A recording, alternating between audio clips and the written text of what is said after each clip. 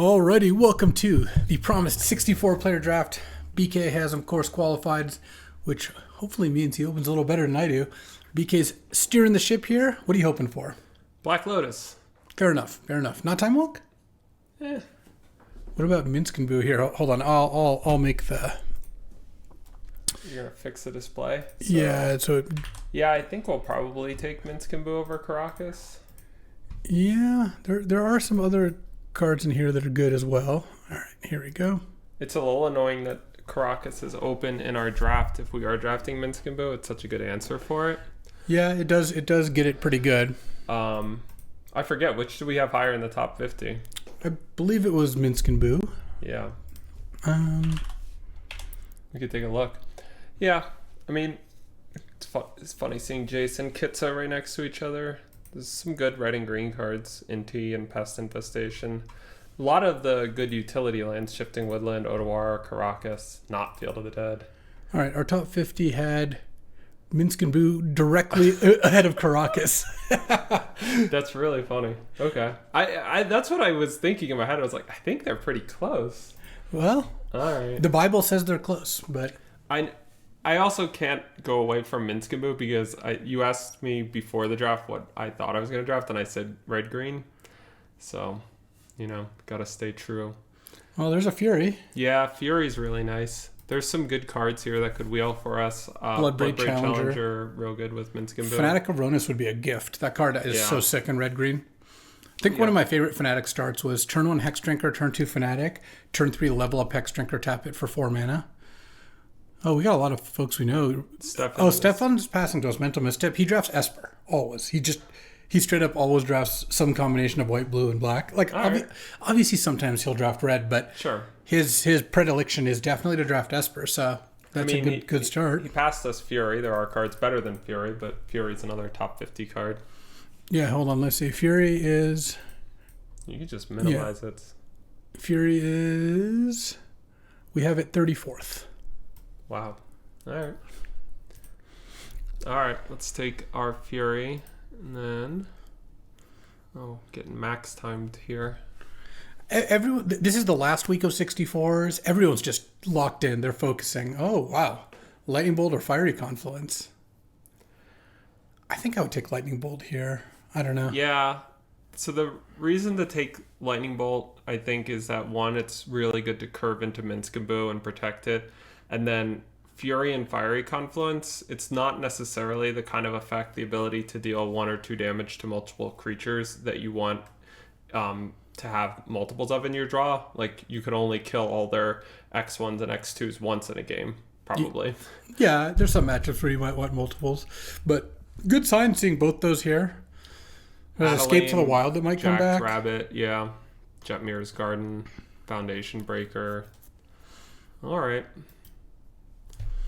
So BK selecting the drafts, but luckily I'm making sure to sort it because you're going to be in charge of sorting. Well, I just want the viewers to be able to keep track of what's going on. Let's make the cards at the bottom big. Too. Whoa! That's too big. You're not doing it correctly. If you look over here, you can see what blocks get blocked by our face cam. Right, so I had it about the size you're going to want it overall. Wow, thanks. So I'm probably going to take Birds of Paradise. Yep. It's a couple other decent cards. Sylvan Safekeeper is pretty good now because of both Nadu and Titania. You guys should see BK. He just snapped off like a 3rd pick Lightning Greaves in the 64 a couple days ago. Just out of nowhere. He's just like, I could get a Nadu. That's true. I did take it that high. Is Safekeeper going to come back? Probably not, but it's actually possible in this pack. It's possible. Bayou, Boseiju, City of Traders, Glorybringer, Legion Extruder. Brutality. Those are all cards. I think Birds is slightly worse than Ignoble for this deck, but it's better than all the other 1-drop mana dorks. Yeah, right there. Perfect.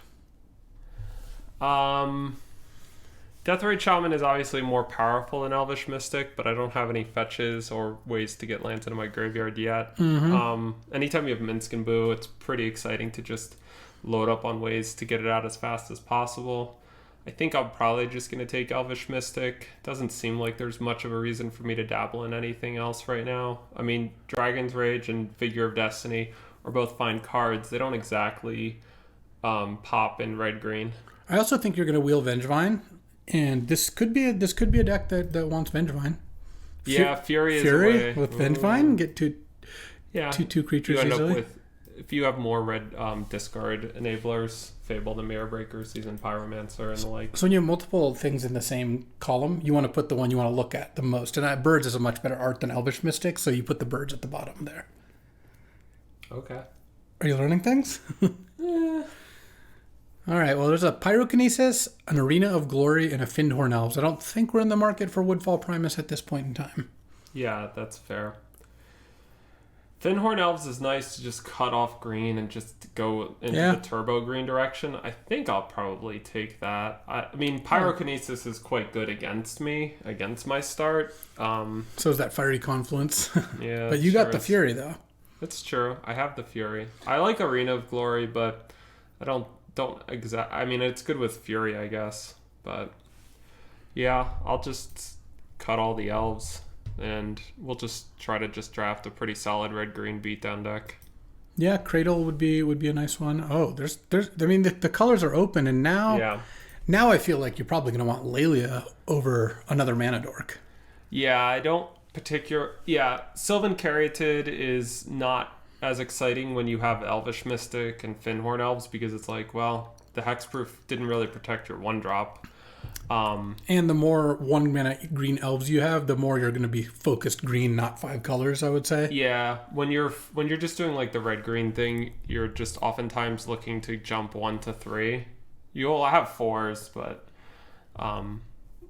Lotus Cobra and Flame Slash would also be cards I'd be pretty happy to play, but you could get a last pick playable. This pack is all playables. That's true.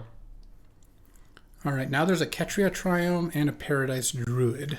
Yeah, this is a pretty tough pick. Neither of them are like ideal for what you have because you really don't want tap lands, but you also, for the same reasons you just mentioned, the 2-drop accelerants are a little bit less exciting. Yeah, I think I'm going to take Ketria Triome. That's what I like. It just makes fetches into at least red-green lands. Also, sometimes you do want to splash blue. You never know. Okay. What do I put my lands in the middle? Yeah, but you don't want to put it right next to the bolt because you're hoping to get a 0, like a Mox or something. So you're going to put it there. And then this is for where the fetches go. Gotcha. I'm going to take Shifting Woodlands I like it too. That card's impressed me. Though I did learn you don't want a Shifting Woodlands a Planeswalker. Yeah, I saw you do that, and I thought about saying something in chat, but I thought it'd be funnier. It was way funnier to let it happen. Oh, wow. Bloodbraid Challenger came back? Yeah, you want that. Lotus, that's a late Lotus Petal. Yeah. That card is good, but I do think when you have a bunch of elves in your deck, you want things to curve into, and Bloodbraid Challenger is a particularly nice one because A, when you hit a 3 or 4 drop, the card feels awesome. B, just having a card with Escape, I mean, this card just gives you a lot of extra mileage in the right matchups. So that was the pack with...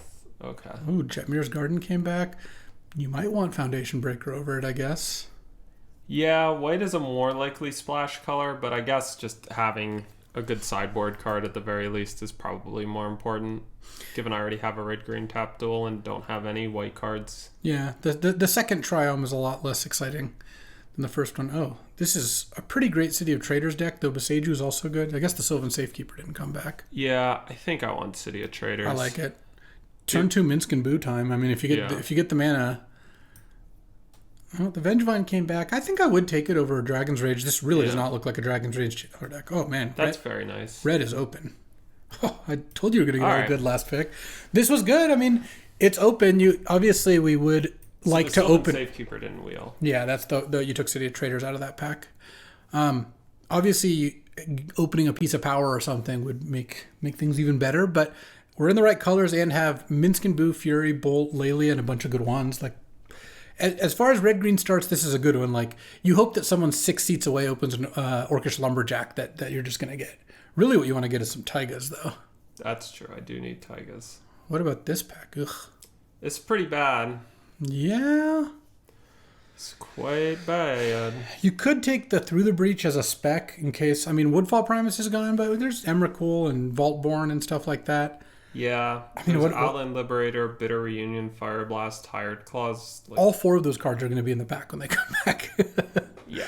I think that is true. You could also take Sacred Foundry in case you end up splashing white, That's true. It would be pick. better for if I got Windswept Teeth, but Windswept Teeth would already get red-green. It just wouldn't get untapped with Ketria Triumph.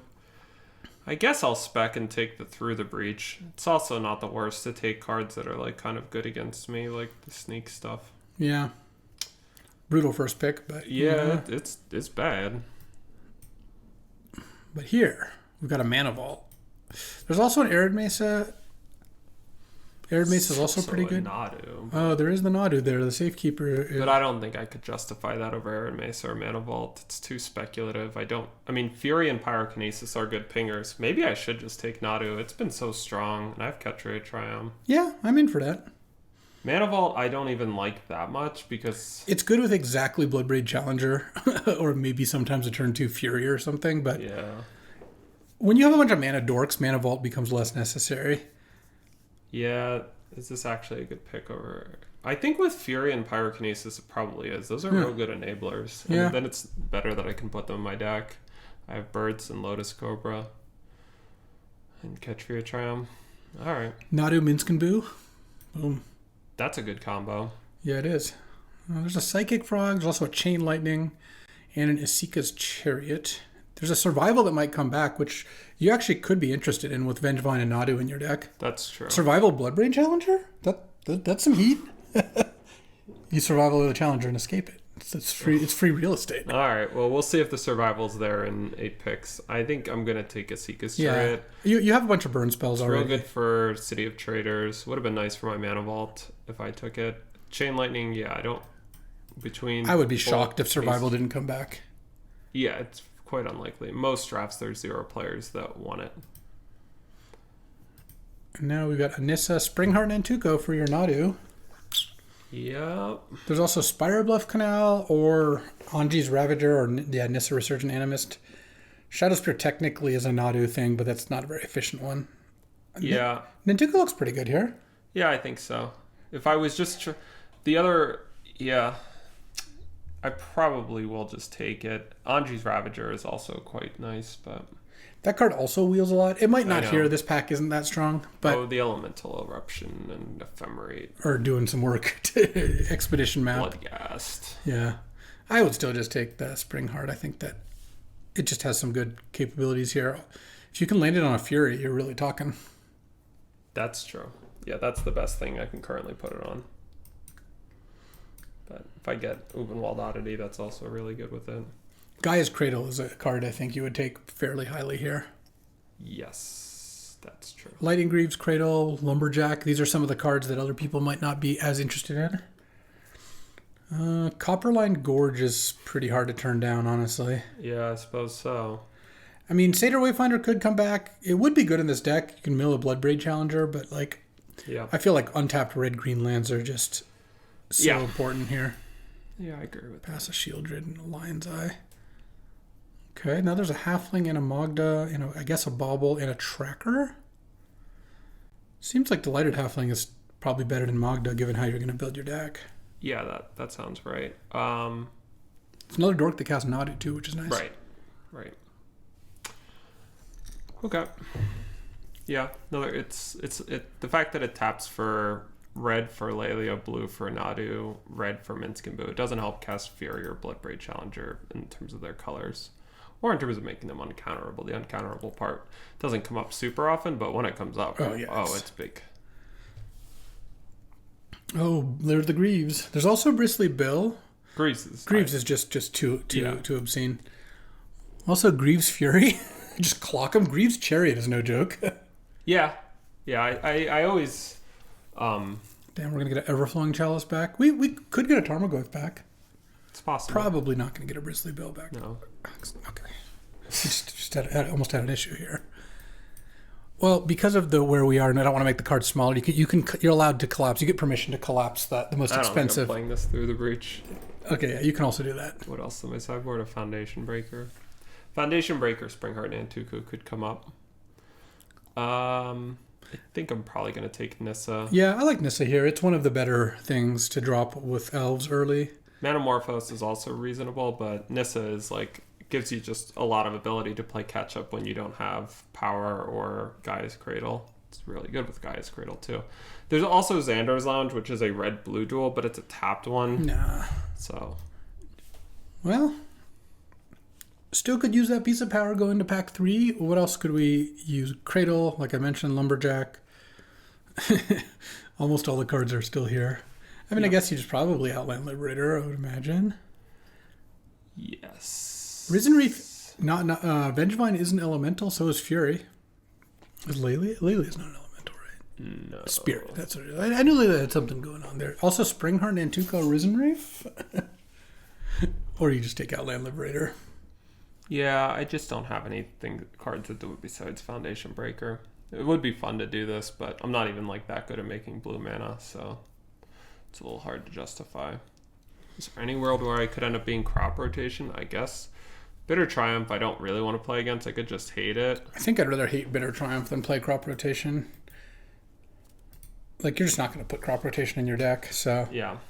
Even if you had Cradle. A little less red this pack. Yes. I mean, still have... Like, Lelia, Minsk, and Boo, Lightning Bolt are all still cards I'm very interested in, and Bloodbraid Challenger also pretty good. Fury and Pyrokinesis could fade. Oh, there's the Survival. I guess I probably want it, given... I think it'd actually be good. You have multiple things... It's good in my deck, yeah. Like, you have the Vengevine Bloodbraid Challenger for value. Nadu is an important card. Look at... That's all the cards you named. Yeah. Do you just get Croxa out of here? You're not going to Bloodgast even with Survival in your deck, I don't think. You could just hate that Thassa's Oracle. Yeah. Squeeze Survival? I guess. I mean, is this loose or just... Whatever. Oh, Yavimaya can be useful. Sure. Okay, there's a One Ring. Marsh Flats, Urza Saga, Channel, Force Negation, Flage. Marsh Flats doesn't help me. Saga doesn't help me. I guess it's just going to be taking the One Ring. I mean, One Ring is a pretty excellent card. Yeah. Oh, you have a Thassa's Oracle. You might need that to finish with Nadu. It's possible. Probably not, but like... I watched that game that you were playing the other day where you channel Emrakul them, but they had Nadu, and you like had to attack them multiple times with Emrakul. The problem was that they had Tameo, so Tameo meant the Annihilator trigger didn't happen. Oh, that's what was going on. Yeah, that was why. BK was just playing on Discord, and I was watching while I was recording something, so I wasn't chiming in, and I was like, wow, this Emrakul just keeps going in. Yeah, and then they kind of like were able to go through basically their whole deck, but they just like it was with Sylvan Safekeeper, so they weren't really getting anywhere. But it was funny. Yeah, I realized with that deck my deck had the ability to like make infinite mana, put all of its threats into play, which was Worldspine, Ormatrax, and Emrakul, and then I could like draw through my deck multiple times, but I literally had nothing. Yeah. Oh baby, Wooded Foothills. There is also Skull Clamp. Yeah, I think I probably need to make an investment in my mana. Skull Clamp would be really good. Maybe maybe I should just take Skull Clamp. Skull Clamp is another weight. It's great with Nadu. It's also great with all your elves. It's great with Springheart and Nantuko. Oh, yeah. I think I would just Skull Clamp here. Yeah, You are also getting to the point where you don't need that much red mana. Like... That's true. I mean, obviously you have Nadu and red cards in your deck, so Wooded Foothills would be the perfect land. But I can play a couple of islands maybe to help with Nadu. Yep, there's Emrakul. You might get Botanical Sanctum back out of this pack too. Sure. Maybe I'll get Basking Rootwalla for the lulz. Questing Beast or Waterlogged Grove? So right now you're at 21 playables, so you're obviously going to have enough playables. Pyrokinesis is probably like maybe a little borderline. Yeah. Outland Liberator is also a little borderline, so... Yeah, you have room to take the Questing Beast if you want. I think Waterlogged Grove is not the best fixing. It's just okay. Yeah, we'll probably come back, but... Yeah, there's a chance of that. It is nice that Yavimaya fixes Waterlogged Grove. Like, it makes it tap for green painlessly. Oh, Yavimaya and Nissa, all your lands tap for multiple? But I think Waterlogged Grove is better for me. It's just Questing Beast is way less likely to wheel. I think I'll take Questing Beast. It's just a pretty good card. Oh, Gut looks like it could be pretty great in this deck. Yeah, for sure. You just have a lot of things to sacrifice. There's a Raging Ravine that almost always comes back. I know it's not the ideal. Oh, yeah, for sure. Chromatic Star I'd probably play. Good with Gut. Sure. Yeah, I mean, the Gut makes me feel a lot better about the Questing Beast pick, because now it's like red-green beatdown. My beatdown plan has gotten so much stronger.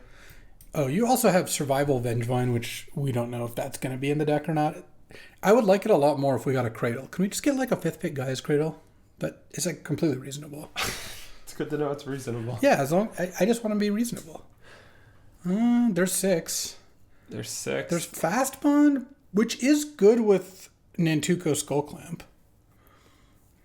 And it's good with the One Ring. It's good with One Ring. It's good with Lelia. It's good with Skull Clamp. Yeah, I probably should Fast Bond. Yeah, it's really... Another way to... It's good with Cobra. You have 2 landfall things in your deck. Oh, it is really good with Cobra. Yeah, it's good with Spray. Also, if you're not having a Fast Bond in your deck is insane. You just get to at some point play the Fast Bond.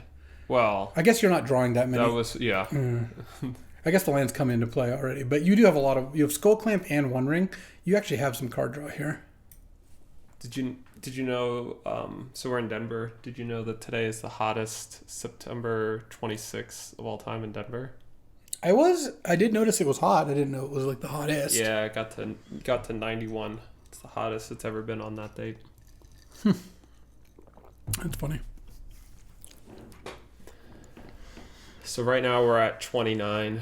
So right now you probably need to cut like 1 card, which you're probably what's going to happen is you cut Outland Liberator. Pyrokinesis is starting to look a little better. Oh, wow. Pyrogoyf, Ragavan, and Malevolent Rumble? My guess is I want Rumble the most. I think so. You have a ton of 4s and 5s. Rumble is so sick. It's good with Vengevine too. Yes.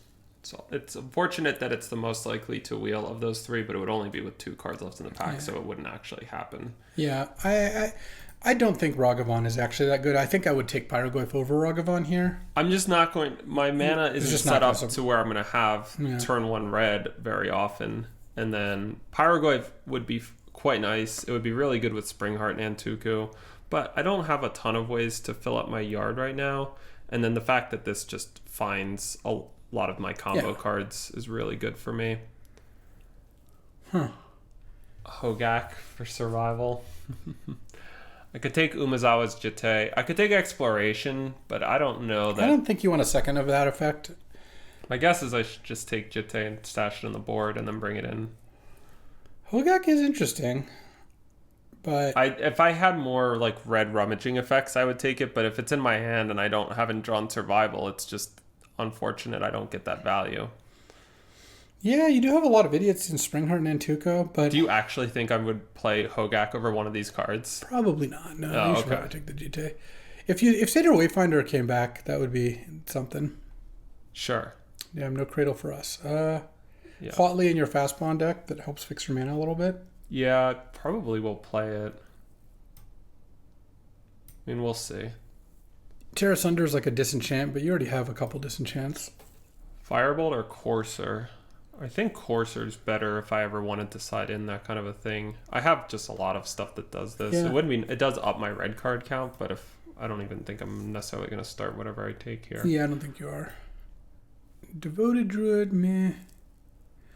Mind Collapse is a good sideboard card. Root Wall of Survival with Skull Clamp. Mind Collapse is nice because I have if I do side it in, I have cards like it's really good with the One Ring. It's really good with when you're drawing some of your deck with Nadu. Waterlog didn't wheel. Yeah. This card is good with Greaves and Skull Clamp, but you're not going to play it. That's true. Yeah, I mean, you got to take Raging Ravine. Yeah, I would like this card, but I don't think I can justify it over as being a non-land. There's your Root Wall if you want a Root Wall. It's a Root Wall that pitches to your 2 pitch effects. Okay, that's true. Okay. All right, so this is 28. So cards I might cut, I'm just going to throw over here. I don't need this. Eternal Witness.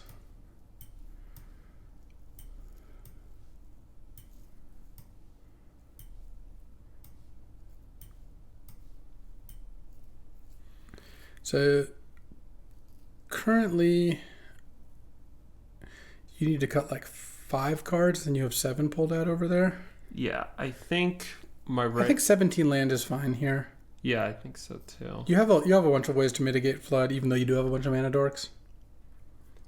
So I think my 2 favorite are this one. I like that this can get an island. I like that this one I just have 4. Yeah, that's a Huatley. It's how good it is with Fastbond and Watley. I see. Yeah, so I think Watley, and then I'm not sure what this. Oh, I see the whole pile. You can't really see. Anyway, my consideration pile's over here. So Vengevine and Survival are one card or like a package. You can't play one without the other, I don't think. No. Survival, being able to find Fury and Nadu is really nice. So I would need to cut something if I wanted to play those two. Eternal Witness, I don't think this is a good Witness deck. No, you could maybe board it in. Courser, I'm not very good at changing the top card of my deck. Outland Liberator, I don't have any ways to tutor for it. Except Survival. Except for Survival. I don't believe in this card when I have these 4 drops. So I guess I'm going to have to play a card I don't. Let me just double check. Mind Collapse. I don't have that many mountains. It's annoying if that's the case. You could play Survival without Vengevine. Yeah, that is what I'm considering. I have 17 creatures. I think I should probably do that. Being able to find Nadu or Fury. Not having a single good. You have 1 value card. You have a Bloodbraid Challenger you can cycle through. That's true. Yeah, the Survival also helps me find a right card. Yeah. I do have Blazing Root Wall and Squee, but yeah. Yeah, that's tough because Survival of Vengevine is pretty strong. Man, if you had Cradle, I'd be so much happier with that. It's just like, it is a pretty mana intensive thing. And there's really no way to get Survival of Vengevine and Root Wall in, right? I mean, I could, but it's just like I'm just going to be playing all these cards without discard outlets that are very good with if you can rummage them. I just didn't get Fable, Seasoned Pyromancer, etc. All right. Yeah, that seems reasonable. You could play Survival, and then so that would make it. How much? My creature count is only 13. Oh, once you cut all those, that does not look like a Survival then. Okay. Now we need to put back. You could put back something like a Foundation Breaker or Outland Liberator. Liberator Skullclamp is kind of nice. Equip it and then toss it at something. Yeah, it's good with Springheart. Yeah. I think I'll just do that. Oh, yeah, being good with Skullclamp is... Yeah, so that would lead me down the route of Eternal Witness or Liberator. Pyrokinesis, I don't think I can justify starting that. And then I'm going to play an island, and then I would have 1, 2, 3, 4, 5 sources. Plus Watley. Plus Watley for Nadu. That's... yeah, I'm not going to play more than 1 island. And then turn 1 green, I would have 1, 2 naturally. I get to... so if I wanted to get up to like 10, that would be 8 forests, and then that would be 1 mountain, and then I would have 1, 2, 3. I might need to only have 9 turn 1 green. It'd be 8 forests, 2 mountains, an island. Okay, so 2 mountains. It's 1, 2, 3, 4, 5, 6. Yeah, I'm gonna need to shave on green. I need to play like 7, 3, 1 maybe. So if you have 2 mountains, you have 5 lands that produce it, plus birds, Cobra, Huatley, and sometimes Delighted Halfling. It's not great, but 9 turn 1 untapped green is not very good. I could also potentially just not... No, I think I have to play Shifting Woodlands. How good am I at Delirium? I mean, I have like a little bit of a bunch of types, but I'm not going to be good at getting land into the yard. Yeah, I just shouldn't play Shifting Woodland game 1. Yeah, that seems reasonable. I do like copying Nadu out of the graveyard. But it is very strong, but... copying the One Ring is a little dicey. All right, looks like we got a deck. But it helps. All right, time to put the masterpiece together. 1, 3, and 8. All right, that is exactly what I wanted to do. So does that make you does that make you more or less confident when Magical Land guesses the same thing? That's all right. So this is 10 turn 1 green untapped, and then another 3 from Gorge, Triumph, Ravine, and then it's 3, 4, No. 5, 6 red. Gorge is untapped. Yeah. Oh, sorry. Right. So another 2, and then so it's like, and then for red I have 1, 2, 3, 4, 5, 6 lands to tap for red, and then I have Birds of Paradise and Lotus Cobra that give me red. Watley, Malevolent Rumble. Sometimes Delighted Halfling will produce the red you need for. And I only have like 5 red cards. I do have this Fury. So hard casting Fury is not the easiest for me, but obviously I can pitch it some amount of the time. And you can draw a lot of cards. And then blue, just the Catcher Triumph and the Island with now Delighted Halfling also getting in the mix because my 1 blue card is legendary. Birds of Paradise, Lotus Cobra, and Watley. So not crazy good at being able to cast Nadu, but probably good enough. Yeah, and looking back, I think really the only lands that I think we really could have taken is I don't think we wanted Wooded Foothills over Skullclamp. I think Skullclamp's going to be really nice here. Questing Beast, I think Waterlogged Grove over Questing Beast. Yeah, I wish I had a Waterlogged Grove. You would trade that here and just downgrade Questing Beast into something, which would be worse. Questing Beast is good, but yeah. I think that'd be reasonable.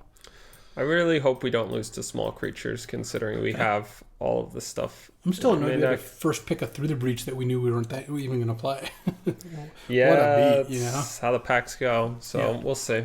We'll see how this goes. Did we redo the display settings? No, we're good. All right. Good. Do your thing. I won the die roll? Yeah. That's nice. Starting out on the right foot. Oh, baby. Look at this hand. I wouldn't play City of Traders on turn 1, but I play all your other lands, and then you've got a pretty fast, like, Huatli, Nadu, Liberator. This is a good fast spawn draw. Yeah. Can do some things. Really will do some things if I draw something to go with Nadu.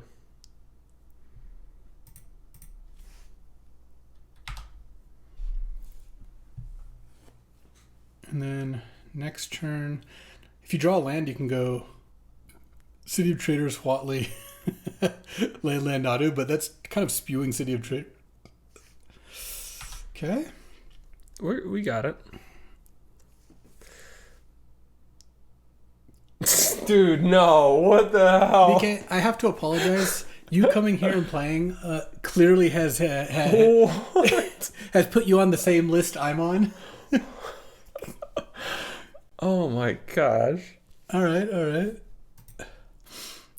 Into Plateau, sure. I mean, if I could just draw something that goes with my Nadu, I can fight back against this, but holy cow. All right, Foundation Breaker, join the team. At least you have the Skullclamp. That's true.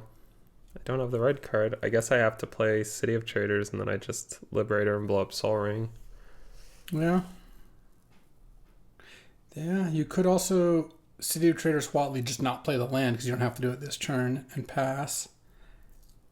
Because if you get a mountain, you could then play Fury next turn. Yeah, it's probably better to play it that way. I mean, so if they only had one of the mana artifacts out, that'd be one thing. With both, like, obviously things could go really wrong here. Oh, for sure. But I don't know that the second artifact is going to make that much of a difference. And they won the flip? Of course they did. I mean, there are some creatures that if they played that, like if they play a creature that you can Fury away, that'd be pretty good. City of Traders really not showing its strength this game. It's not the best with fast bond necessarily. But yeah, I mean, if I draw Greaves, I mean, if you just draw Greaves next turn, the game's basically over. It's probably, I would say. You get 4 looks at Nadu, and if you hit 2 lands of those 4 looks, you get to play Liberator and get 2 more looks. Or if you hit 1 land at an elf or something. Mm-hmm. I mean, maybe they'll float out. Yeah. We'll see.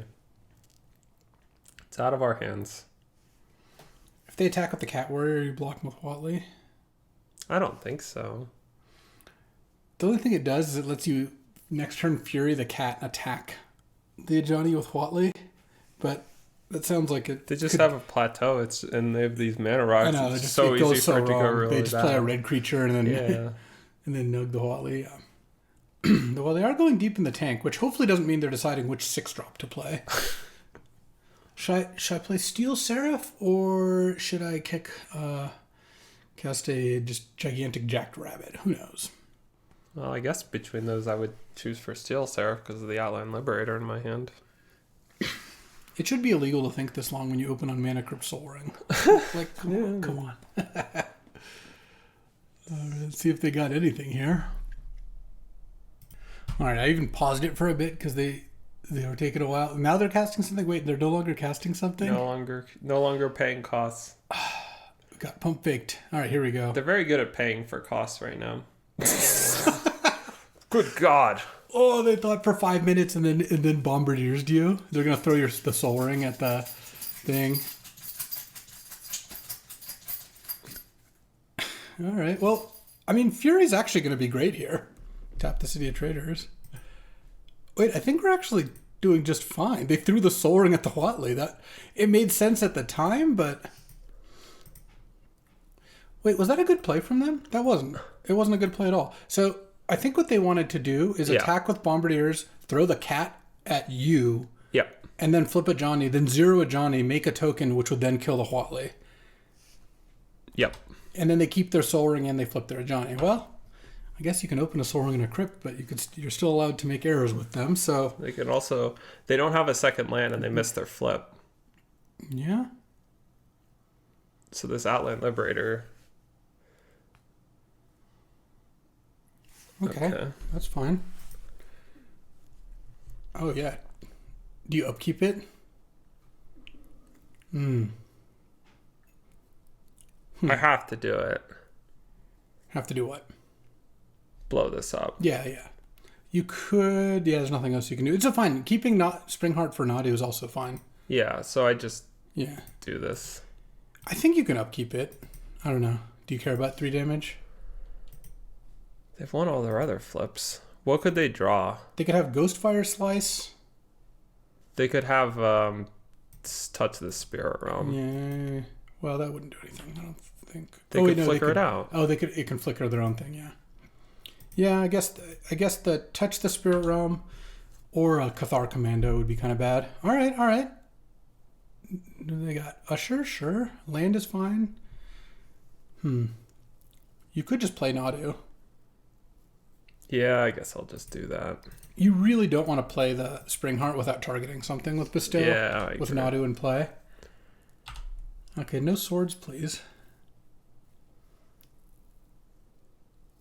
Oh, they didn't even attack. Nice. All right. So I think I want to go Cobra and then Bestow on Cobra. Yeah, that sounds good.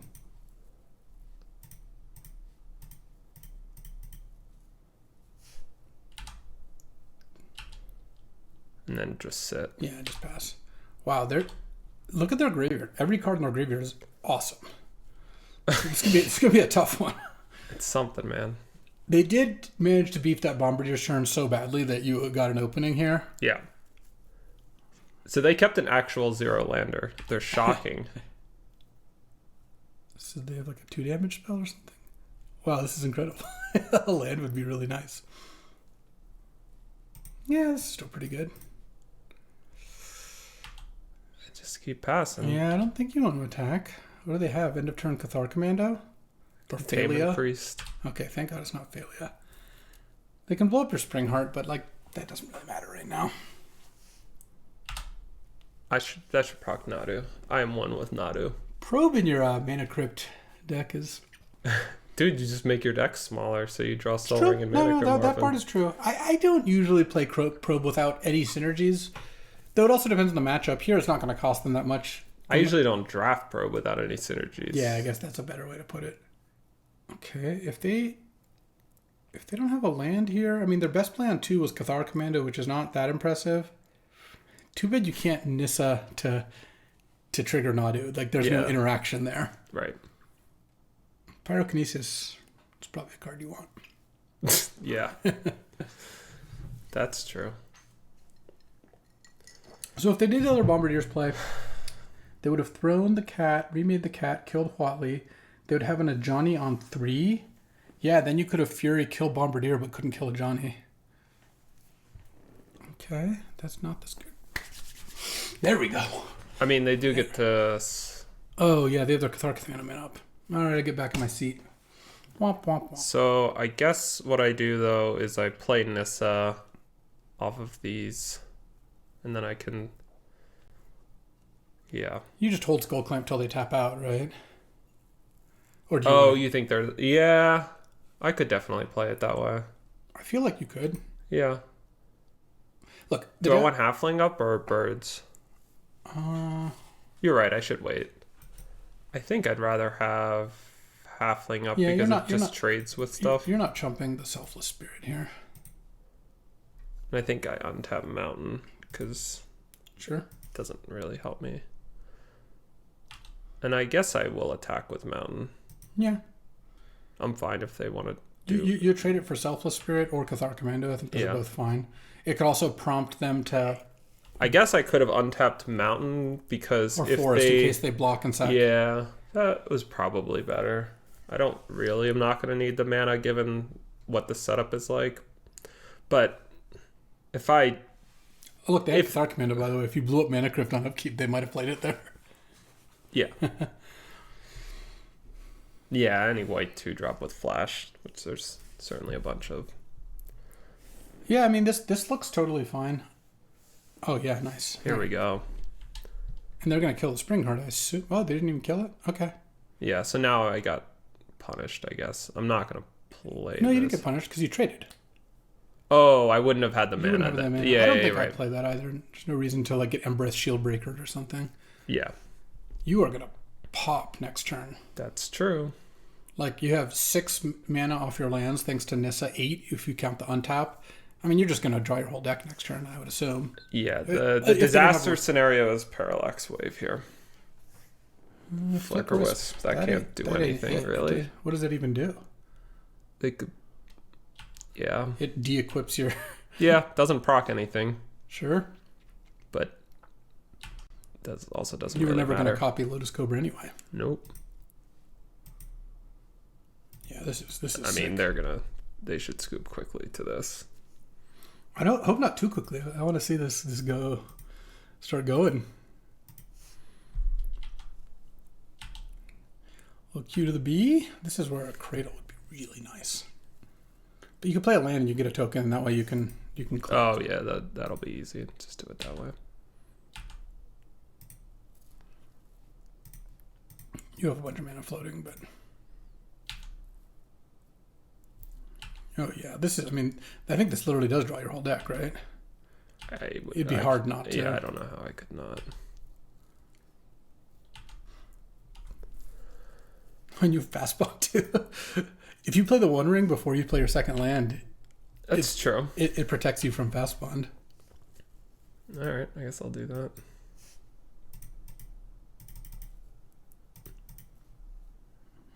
This is awesome. All right. There we Thank go. You. Ooh, turn 1 Ajani, turn 2 Bombardier with Mana Crypt Soul Ring? No big deal. Wow, we did it. Pyrokinesis. Umazawa's Jitte. Yeah, they have Cathar Foundation Commando, Breaker. which makes GT a little worse, for sure. I don't think I want Mind Collapse. It just sets me back too much. No, I would not play that. What can you cut? You could cut Questing Beast. It's good against Ajani once it's flipped. Yeah, you could definitely cut Nissa. I would not cut too many red cards because you're boarding in Pyrokinesis. Yeah. Are you going to... I could cut Gut on the draw, maybe. Yeah. But it's a red card. It is, but... Maybe is Gut better than Lelia? I think Lelia's probably better. Lelia... Yeah, I guess Lelia attacking... Well, I like Gut's ability to kill a Johnny better. That's true. I mean, do you really need Courser? Like, is Courser better than Lelia? They have a lot of cheap ones. Maybe not. Fury... I'm a little skeptical of GT on the draw, but I don't know. Maybe fine. It's good. Yeah, I'll just not do that.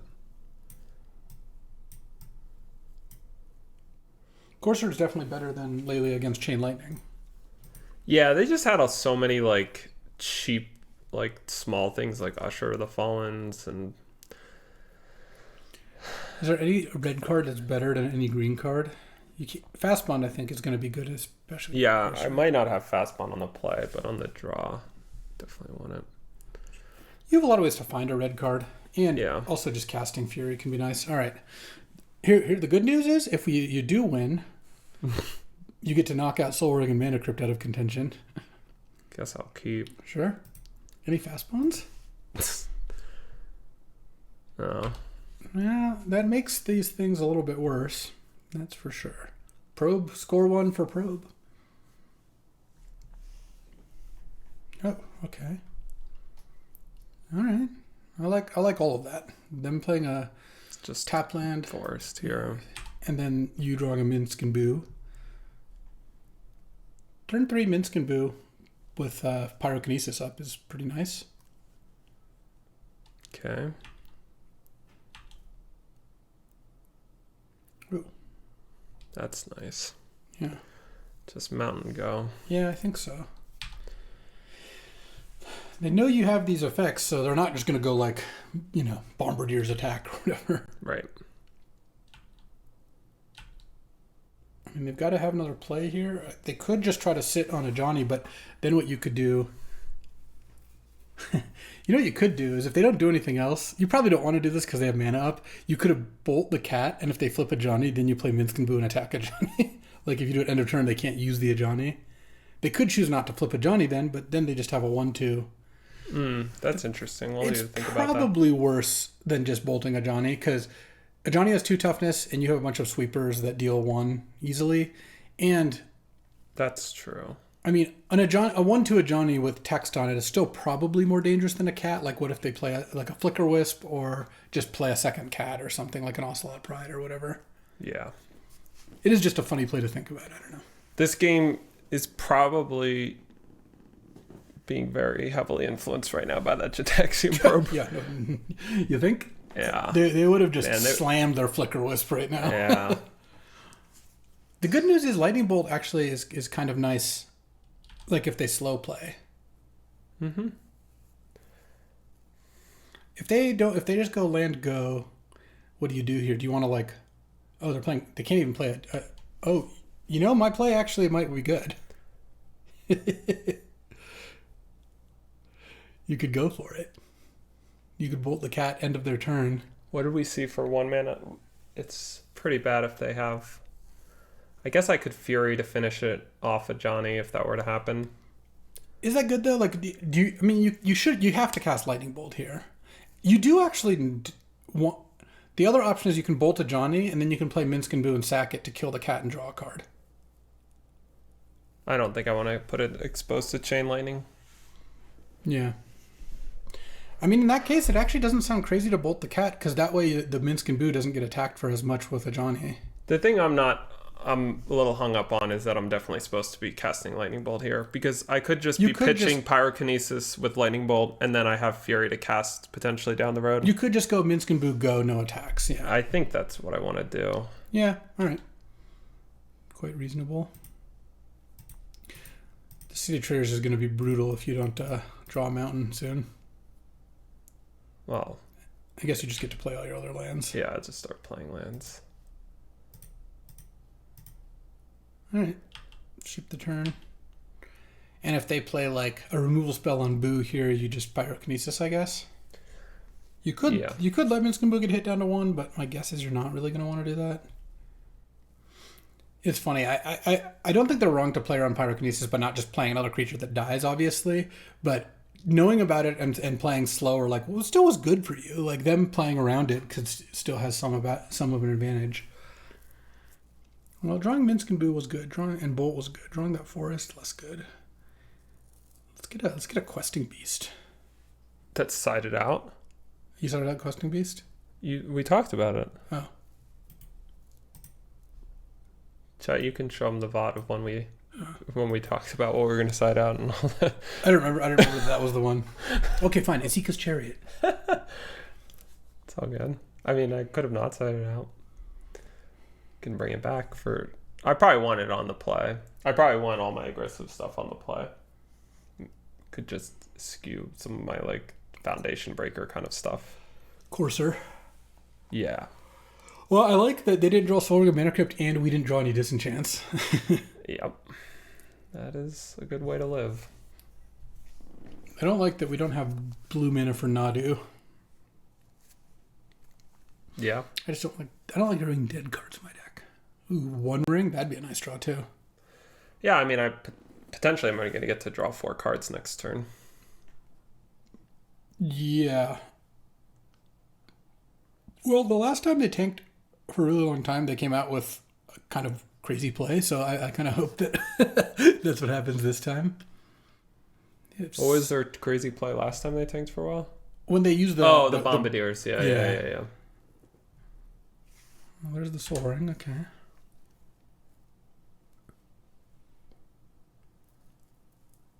It's like a fourth year Lingus? Oh, it is a Jackrabbit. X equals 3. Okay.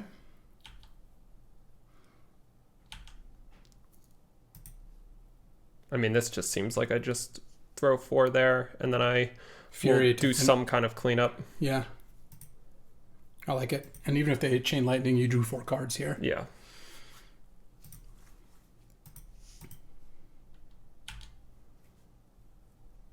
Oh. Okay. All right. So I guess you probably want to go Cobra, then Fast Bond. Yeah.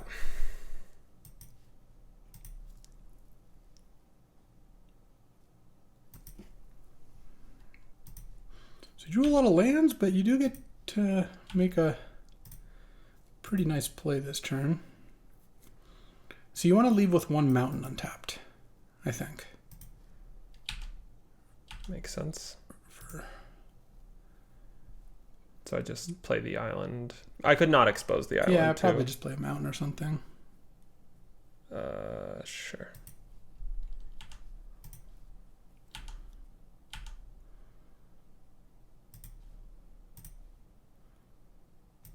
Fury. Deal 1. Deal 1. Deal 2. Nice. All right. This looks pretty good. That Raging Ravine is looking nice here. It's probably not important, but I maybe should have played more lands so I could have had Chain Lightning available to bounce back. But oh, sure. Yeah, I would have been better to play one more land. Is that good? So you'd play 1 more land, and then you'd pay a life to deal 3 damage to them. I mean, this game's going to involve me like hitting them, starting into attack with Raging Ravine. Yeah, but then you wouldn't be able to bolt end of turn if that matters. I wouldn't be able to bolt end of turn. Oh, I don't know. Yeah, that might not matter. Yeah. Okay. Well, you probably are going to want to bolt, right? I should probably untap is what I was thinking. I have so much mana. Yeah. They have 2 cards in hand. Okay. Oh, you could not do Pyrokinesis. Yeah.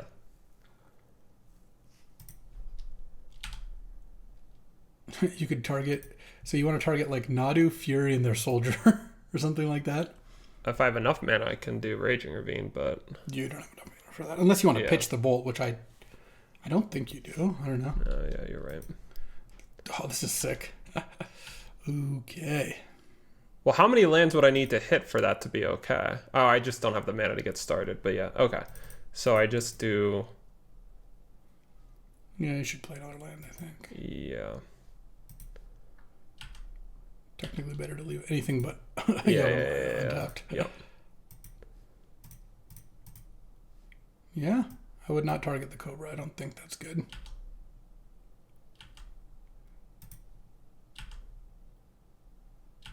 You're still going to get to attack with Raging Ravine.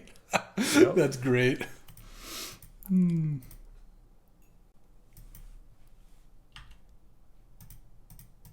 So those 2 at Elspeth, them. Sure, yeah.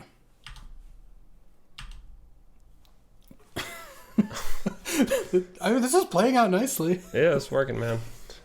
I mean, at this point, they're pretty screwed. Like, they would need Winds of Abandon, in which case you'd still have, like, this Raging Ravine kind of going at them. Dude, it has been a hot minute since I've double activated a Raging Ravine. You're about to do that here, it looks like. Flicker your Shadowy Backstreet, get another Surveil. Yeah, that's what we're doing. Yeah, their deck is fantastic. Mm-hmm. They even have both plateaus.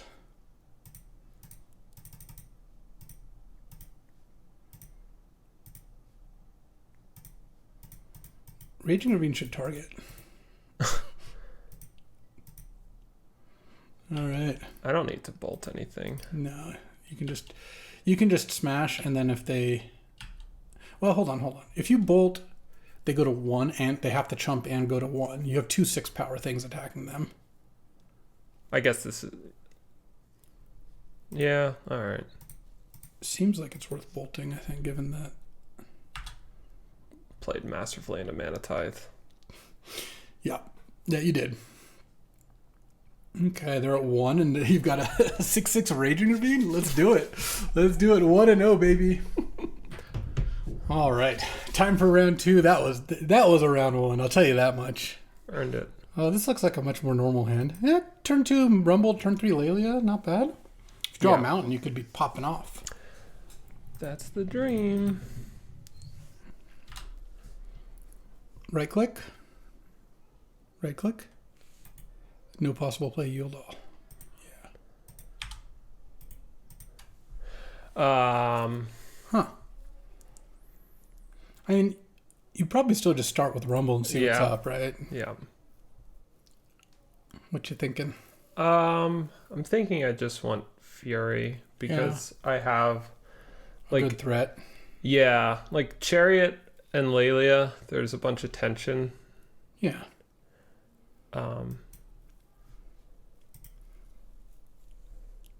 Is it better to play just a tap land here? I think I just want raw mana more for next turn because of Lelia. It's probably going to be my play. What if they have Pyrokinesis, though? They can't. This does expose me to me being able to not potentially play Lelia is the argument, but I don't know. If they had 1 mana removal, they would have killed Elf. Maybe not, but... Oh, green. I like that. Green. Seeing green makes Fury better. Okay. All right. That's the main reason I didn't like doing that. That's fair.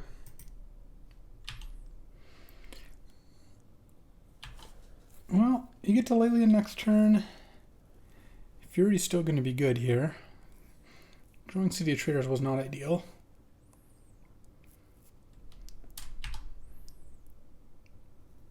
Any Nadus?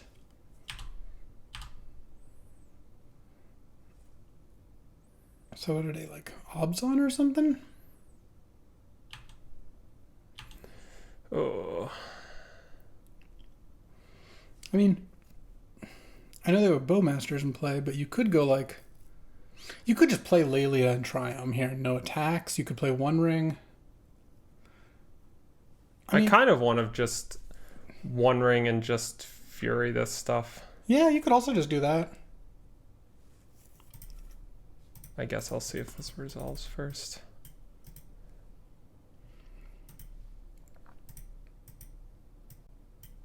Guess you're gonna have stuff to play next turn anyway, assuming the ring doesn't die. Yeah.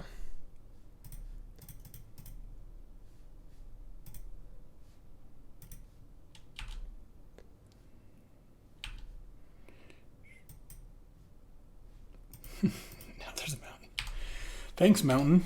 Yeah, that play. I mean, I was really worried I wouldn't be able to play a 3-drop, but it definitely was pretty painful against this. But oh well.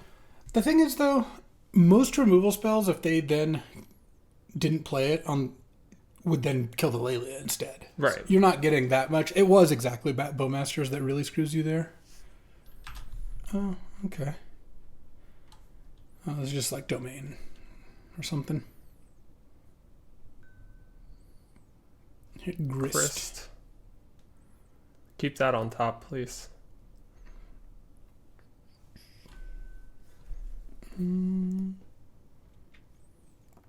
Okay, so they're tanking. I feel like you're going to run them over with this one ring pretty soon here. I mean, you do have to draw something to kill one or both of these creatures in play, but... They've been the grist. Yeah, that's probably right. Yeah. Especially with a tracker. Though, it might curve nicely into tracker. We'll see. Action. That's action. I assume I can play both. Yeah, you can. If you play City of Traders, you can play both without having... and have the Nissa land be untapped. I don't think you can do it otherwise. Yeah. Right. Hold on. Like that. Okay, yeah.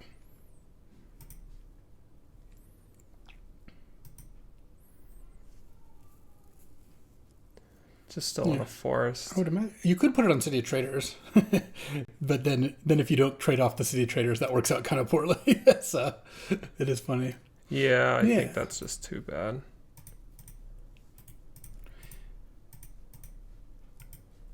You can pump the forest. That's true.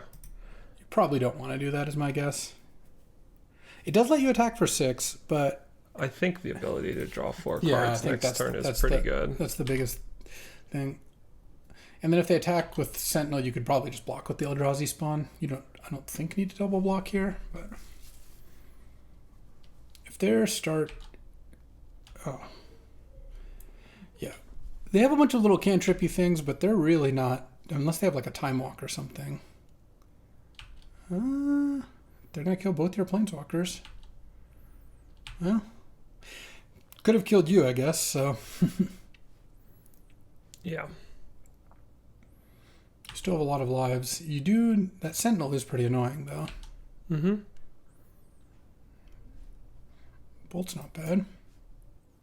You don't have anything good to Springheart. I guess you could animate Ravine and make a copy of it. You'd have a bunch of Raging Ravines. They wouldn't be creatures. They would be tapped Raging Ravines. Yeah. You could also just put it on the forest and make forests, but that doesn't... Wait, hold on. Does that go infinite? It doesn't go infinite, but you put it on forest, you play a land, you copy the forest, you get a forest, you lose 1 mana, but you get a bunch of forests, and then the last one you just make a 1/1. Is that good? I guess that's good. You get a lot of forests into play. Yeah. You're probably going to want to bolt that Headliner Scarlet, too. That's my guess.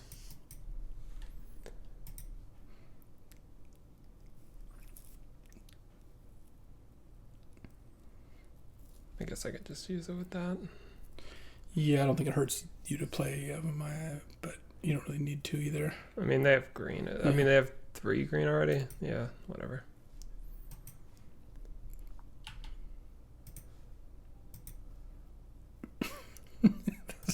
Such a weird combo.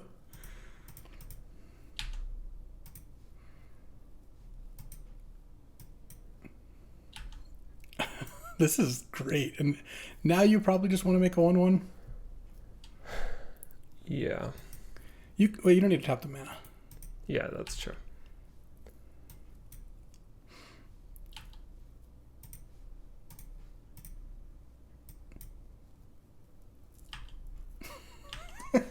Okay. You got 3 forests out of the deal. You have a lot of mana now. This Raging Ravine is really going to go to the moon. Yeah, that's true. That was something. Definitely something. They've had some good answers. That Headliner Scarlet worked out so perfectly. That was really nice. Them. They hit a land. That's probably what they're hoping to hit. Well, they took your Bristly Bill. They did. Them cracking clues and map tokens is... I feel like the One Ring's going to go ahead of that. How are we winning this game? What do we have left? Let me take a look. I've got the deck picture in here. I have Chariot, Questing Beast, Nadu. Just looking at what your heavy... Oh, Bloodbraid Challenger. Gut.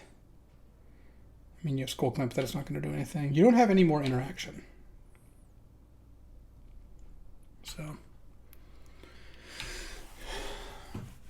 not that I really think you're actually going to get decked here, but Draw 4. it'd be nice if we could convert, like if we had a bristly build to convert all these landfall triggers. That would be nice.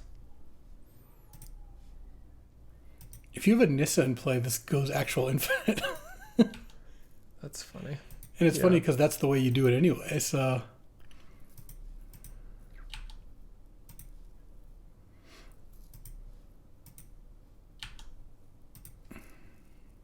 Do you want to make it to now? Just make a 1/1. I think so. Yeah. So I think I attack with Questing Beast. Yeah. It's a fine exchange, no matter what.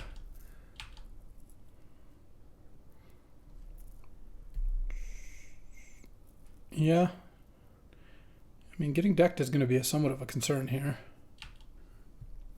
Or I guess just... The ring's going to take you out one way or another. I think just halfling. Yeah, seems fine. Yeah, I mean, I got to close this game out soon, but... Yeah, gut is going to help there. Yeah, I mean, what I got to do is, like, next turn, I need to find, like... Gut and Chariot or something. Yeah, because right now I'm taking, like, kind of 9 damage over the next 2 turns. Yeah.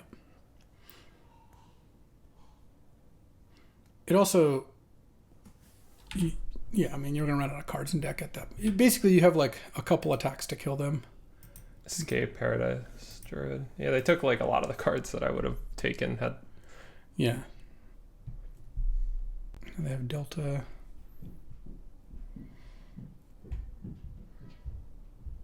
Yeah, this Sentinel being a 4/5 is really making things difficult. I mean, obviously now with Bristly Bill, everything is going to get kind of large.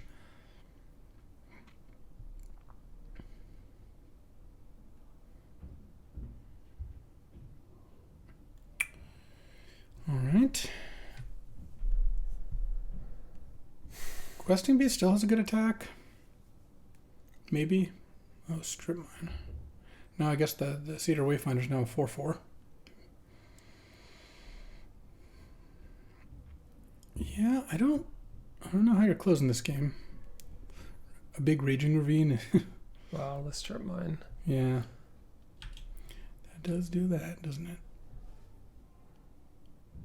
Thassa's Oracle. That's right. I didn't find Nadu, so I can't keep drawing. I think I'm just dead here. I don't think you can actually close this game out. I could look at my deck list one more time. Let me just scroll through.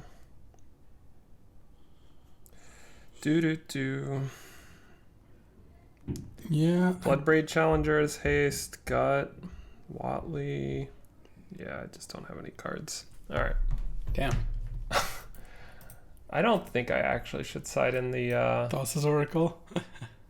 No, but you probably want Mind Collapse from Pyrokinesis or something like that. Yeah. This also could be a Vengevine Squee survival situation. Probably not. Yeah, Mind Collapse makes a lot of sense. Outland Liberator did not look very good. No. Shifting Woodland could be good in this kind of matchup. I don't know what you're copying. I guess mostly Nadu. Copying Gut could be okay. Yeah. I think I just run that back otherwise. Yeah, Jite, probably not. Their stuff's kind of big. Yeah. All right. Solid hand. And we get to Greaves up the Elvish Mystic before Orcish Bowmasters can come down. Beautiful. I mean, turn 4 Nissa is nice. You're on track. They have Strip Mine, so don't let me play that mountain. Yeah. Well, you're probably going to want to play it now, right? Do you not want to bolt the Deathrite? No, I do. They have a couple fetches.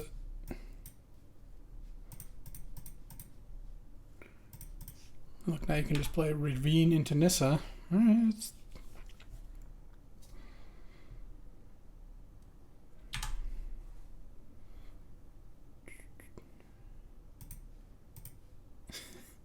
He's sending? Yeah. No, with both? Oh.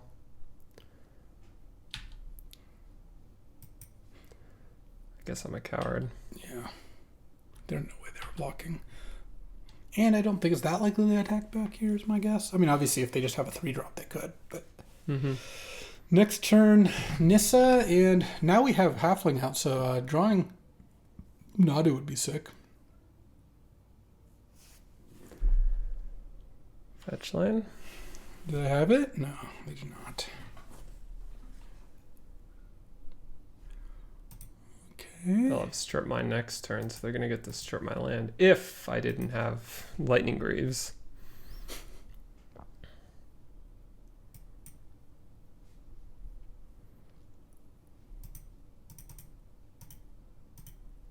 Might as well use the Halfling? Or no? I was going to leave this up as a blocker. Yeah, I guess that's fine. They're not going to have a 0-mana counter, I don't think.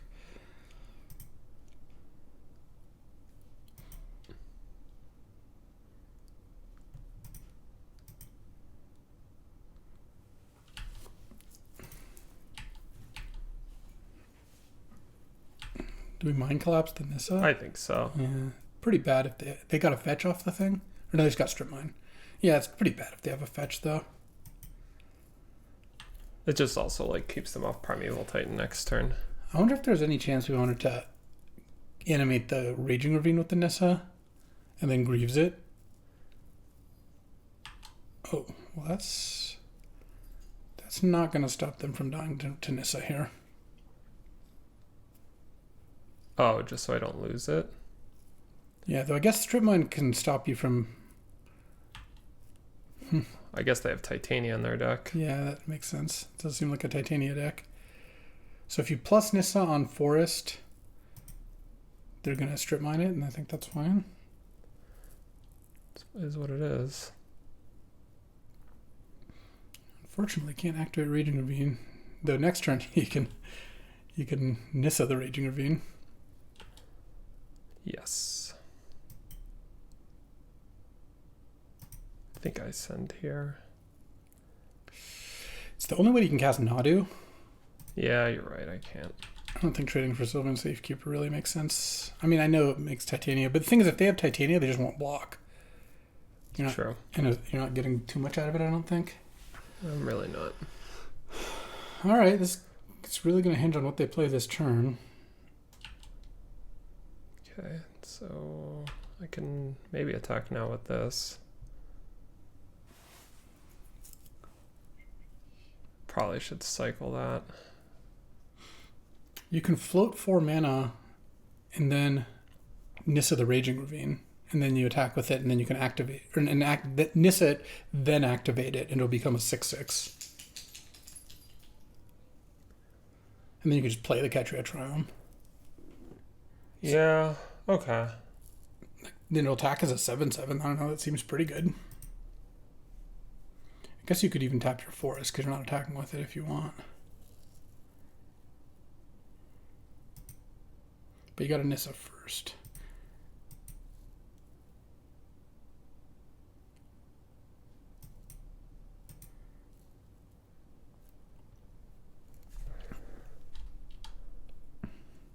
Your Nissa is going to be able to ultimate soon enough. Yeah. They got a chump here, I would imagine.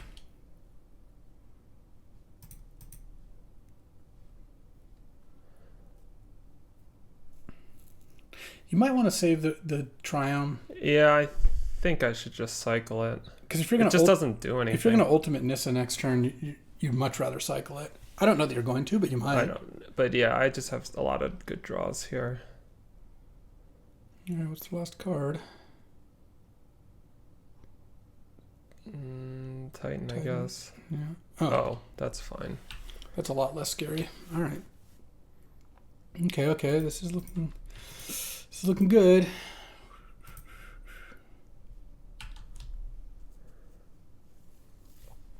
Do I wait a turn on this? I mean, I guess I lose Indestructible. I get all the lands out of my deck. I would just you wait, play that in Tuco, then make a million dukes. Yeah. And you can play the Cobra too. That way you can activate your Raging Ravine a few times.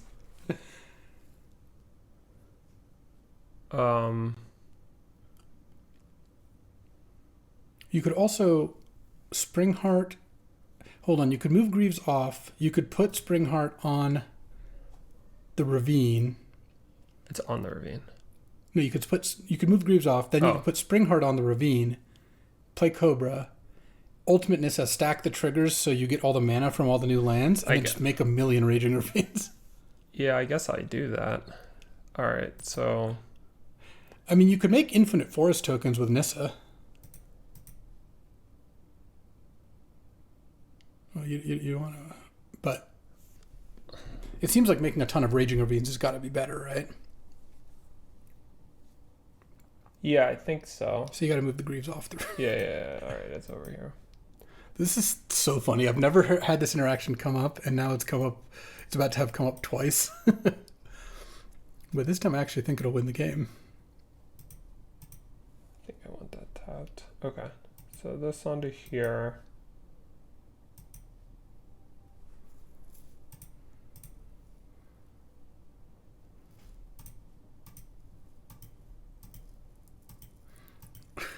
Six forests. They're all tapped. And you want to put all the Springheart triggers on the stack.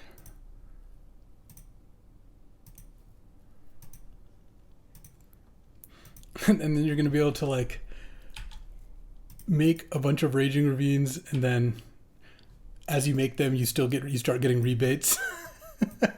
This is so funny.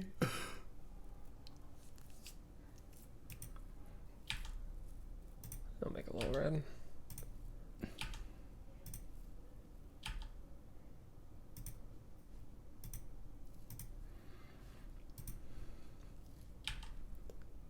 Well, I also get more opportunities. Yeah, you do.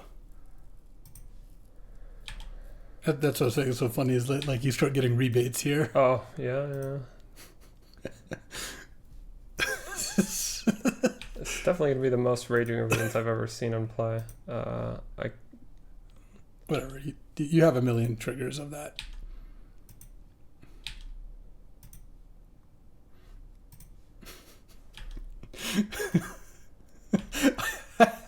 Yeah.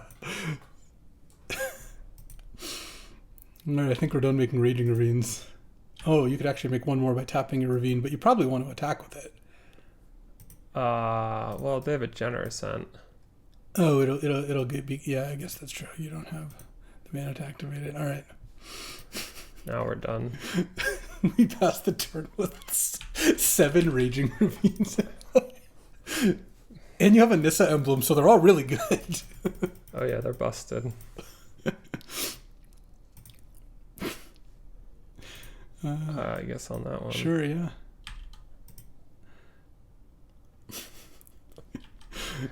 We should get a screenshot of this. Yeah, this is wild. That was me winning a match. Rare screenshot. I don't think I've ever seen this many Raging Ravines play in any format. Yeah, sounds true. All right. Guess I start with that. Yeah, sounds fine. Then we'll probably send in some Raging Ravines. At least one or two. Oh, if you had played the Lelia first, Lelia Cascade, go hard. That's true. Okay.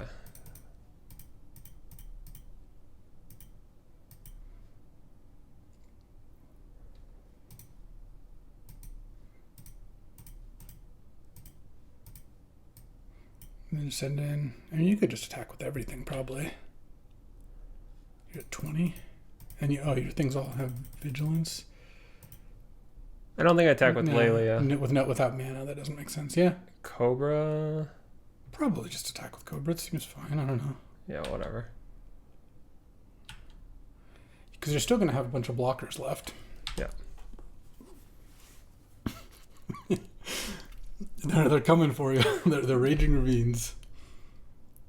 Yeah, I don't think you want to block and kill this one, but I guess it's by far everything else is so small. Or indestructible. Yeah. Alright, so now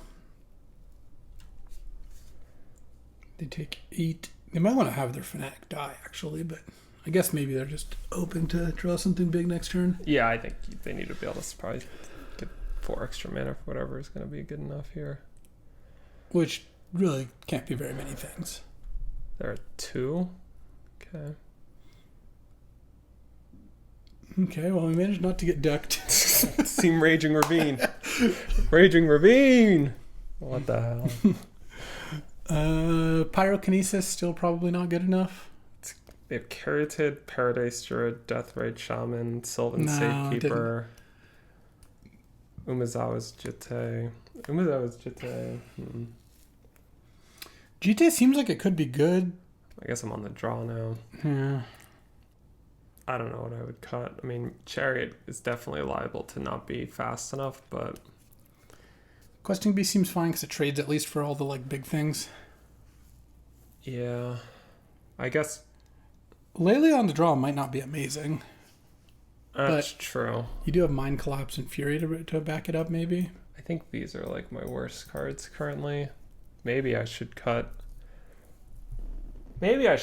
Chariot for Pyrokinesis. I don't know, the Chariot's just... Pyrokinesis seems like it's going to be like a 2 for 2. Not much better than that. Maybe even worse. The problem is like I'm worried about the sizing issues. Like, and my... like. Well, GT does help there.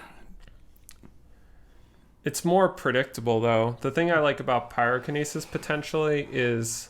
You like attack into their guys and finish off I get to kill... plus a little guy or something. That's the reason why I like it.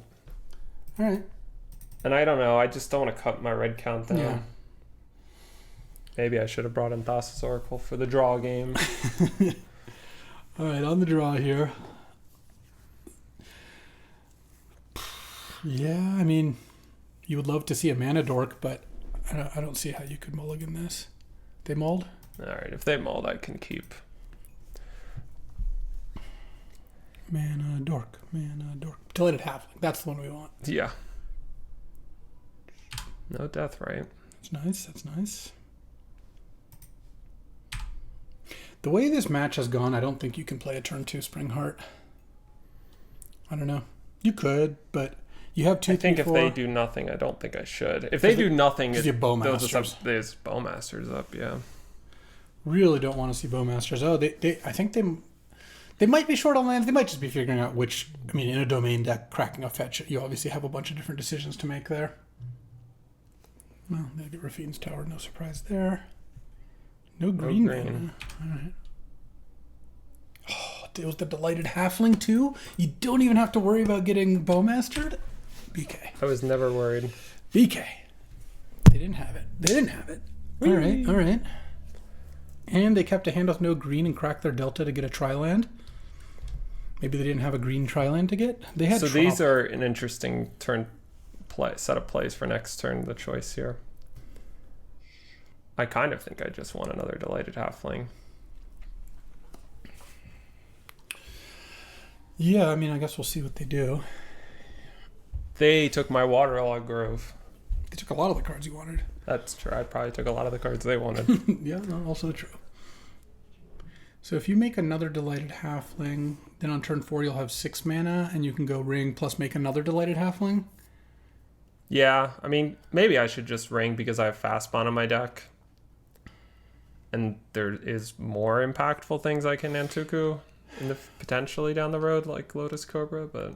If they tank and then just leave their mana up... But no, there's no way they have a removal spell and they're not killing Halfling here. That wouldn't really make any sense. I agree with that. I think they...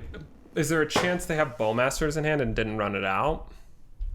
That's part of what I was thinking. It could be. What are they... They did go and get Rafine's Tower. I forget if they had a green duel or if this is just what they need to do. I think they had a Trop in their deck.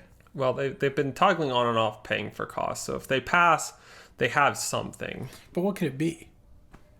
Bowmasters is probably the most likely. If they just pass, like I'm I think a little more into Spring Hearting. Because I don't think you want to ring into a Bowmasters, because then... I guess what you could do is use it on their turn, and then they can't ping your Halfling. Or I guess they can ping Halfling either way. I don't know.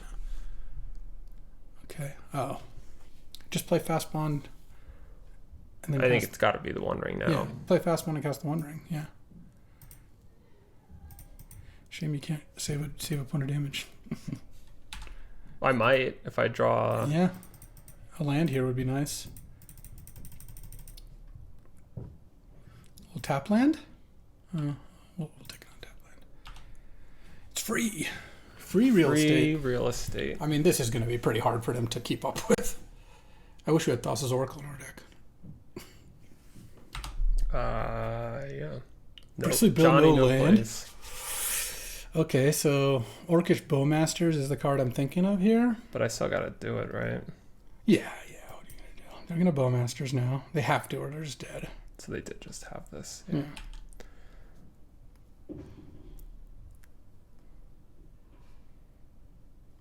Me? Not the halfling. Okay. Maybe they're just going to target the halfling with the double. Oh, yeah, that makes sense. Okay. So I have 6-7 mana. So I can Watley and Questing Beast. You could Watley and Bloodbraid Challenger. Yeah, that's probably better.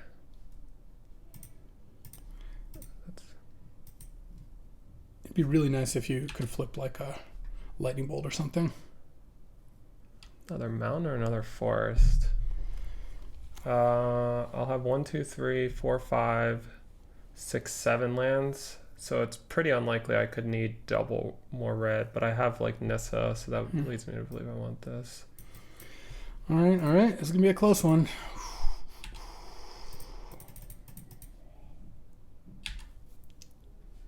Mind that's collapse. what I wanted. Just kill the Bowmasters. Oh yeah, get the Bowmasters out of here. You can just chump with Watley. Oh no, you'll have a 4/3 in play also. If they have a land, their Bristly Bill can tap for a lot of mana, but I guess the other option is to... I don't think I should kill Bowmasters. The other option is to Minsk and Boo the Bowmasters. Yeah, I could do that next turn. You just kill the Bristly Bill then? They don't have a land drop in hand. I guess I could just... Bristly Bill's the safest if they were to just bring this back. Killing the Fanatic seems kind of weak. Killing Bristly Bill stops them from going land, make your Orca 4/4. Yeah. I would not attack. Yeah, I agree.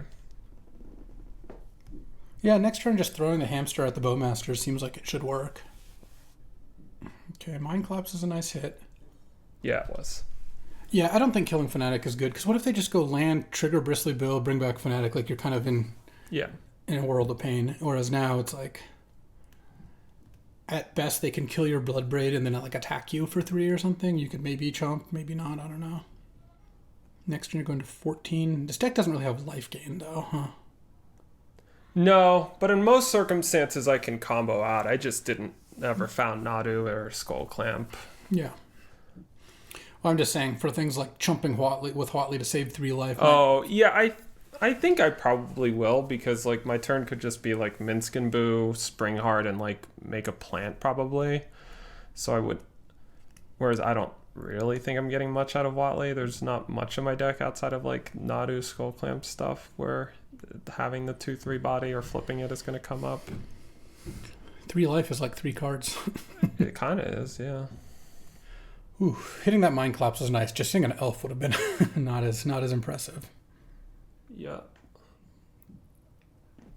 Sentinel, maybe? Sentinel, I guess. Sentinel, if they hit a... Sentinel land, make a thing into a 4, Fanatic do some more stuff would be a pretty sick turn, but... My guess is it's... well, they can Uro and potentially... There's a way where they play Primeval Titan this turn. It's unlikely. It's not happening. Okay, so that's getting tapped. Now they go Sentinel? Oh, Tracker, Land off. Okay. But no land. So we got through this turn. Nice. All right, now you get to Minsk and Boo.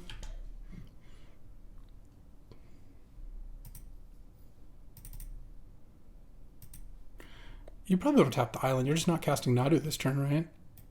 I mean, I guess you could, but you're probably... It's probably not happening. And you might want to play a one mana green card. They're going to get to kill Minsk and Boo here, huh? Yeah. But yeah, the cost of doing business. Well, you could not kill Minsk and Boo. You could just sack Quatley, and you wouldn't draw a card. Yeah, that's probably better. That's probably better, right? Yeah, I'm going to get to play Questing Beast this turn. Now I draw 3. You could bolt the tracker, because that could be a 4-power creature for their Fnatic next turn. Yeah, and I just put... It puts them close to Urrowing, but still not there. Oh yeah, you can put that on the Bloodbraid Challenger too. Yeah, if they were to draw a blue land, they would get to play Uro because they could crack this. Yeah, that's true, I guess. I think what I should do is I should not bolt Tracker, but I should bolt it if they crack the clue. Yeah, I guess that's fine. They're only at 2 cards in hand. You really want to let them draw another card, though, in that circumstance? I guess it could really mess up their turn. I guess it also goes pretty badly if they play a fetch land. Yeah. Because then, if they play a fetch land, they're going to get to bring back Uro anyway, right? Yeah. Are they? If you don't kill the tracker, you mean? Yeah. It's also you can also attack with your Bloodbraid, which you probably should. Yeah.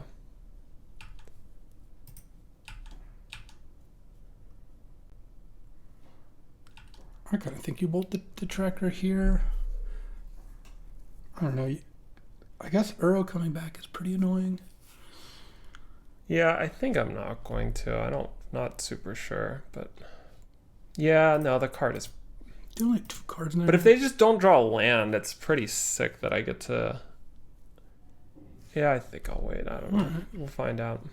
May God have mercy on my soul. They might not go for it now that we've gone back and forth a few times, but Yeah. I think we'll be fine. Ooh, this is going to be a close one. I think we're crushing though. I mean, getting to make more Bloodbraid Challengers is pretty great. Yeah, haste is nice. Feeling real good I about can't having believe how many Raging Ravines you had in play. It was something. I feel real great about how many about having Pyrokinesis in my deck right now. It's gonna be lovely. Okay. Feel real good about saving this bolt. Yeah, it's going to work out. I mean, they're going to attack you. I mean, I guess they could. This is probably going immense. They could hit you for 9. Saving the bolt's not actually going to do that much. Like, you're going to bolt something. Well, I might bolt their face. Yeah. And then they'll die. Depends on what. I mean, I guess they've got to be worried about the Bloodbraid Challenger just killing them. Are they just going to just do this? Oh, wow. It's a way to play the game. I mean, if they hit you with everything, you'd go to 1. Assuming you don't have. Yeah. But then you would kill them. That'd be 9, 10 damage. Any land kills them. I mean, next turn, if you can go Questing Beast, Lelia. Oh, you probably want to cast Bolt this turn. Because any land lets you go Questing Beast, Lelia, make a Spring Heart token. That taps you out. Obviously, you have Fast Wand in play, so... But we'll see. Once they've committed to their attacks, we'll get to figure out. If you just Bolt Headliner Scarlet, that has to chump that. I guess I'm assuming they're killing Minsc and Boo here. Oh. I just take it, go to 1, bolt their face, and then... Yeah, I don't really see what... How can they can't deal 1 damage with 2 cards. Is it risky somehow? Like, I could just bolt one of these things, and then they're at 13. I have 7. You still kill them by so much. Yeah, they're still super dead, so I should just... Yeah. I think you're going to win regardless, but...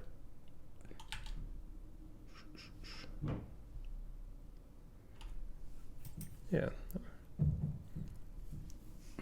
Sure.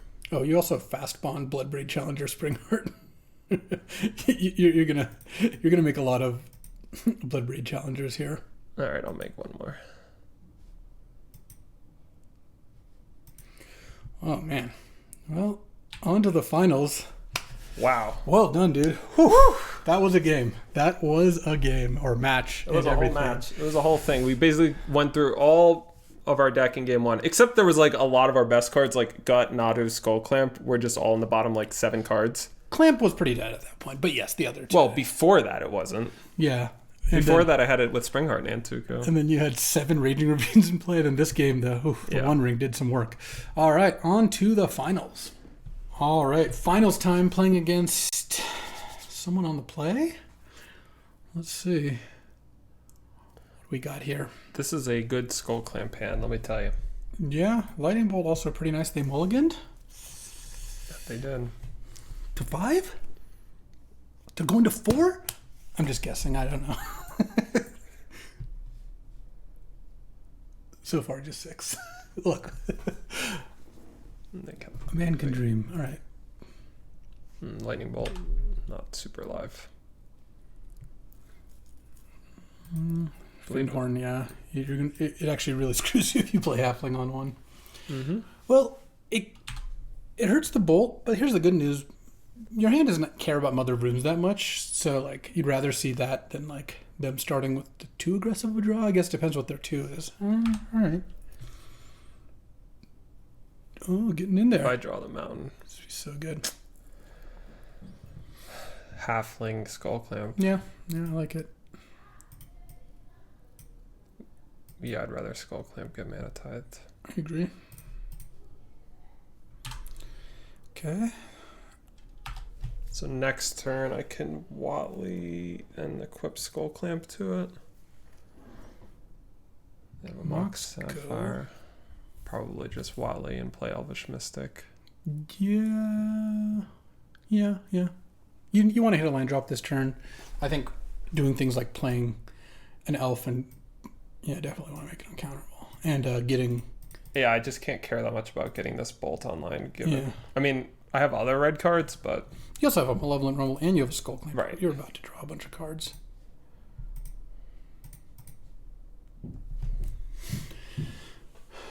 They got their Mox Sapphire down. They have a 3 mana. They gotta have Ghostfire Slice, but they would have just killed the Delighted Halfling, I assume. Oh, they have the dog. So what are they gonna do? They could like Mother Runes at attack, flicker their Mox. Sure. What else? I mean, they can't attack him. They can't. They're not gonna blink the Huawei. No, this is not easy for them here. Stoneforge. Okay, so maybe getting Cauldra. They could get 2 things this turn. Caldra's annoying. Shadow Spear? They probably just have something better in hand.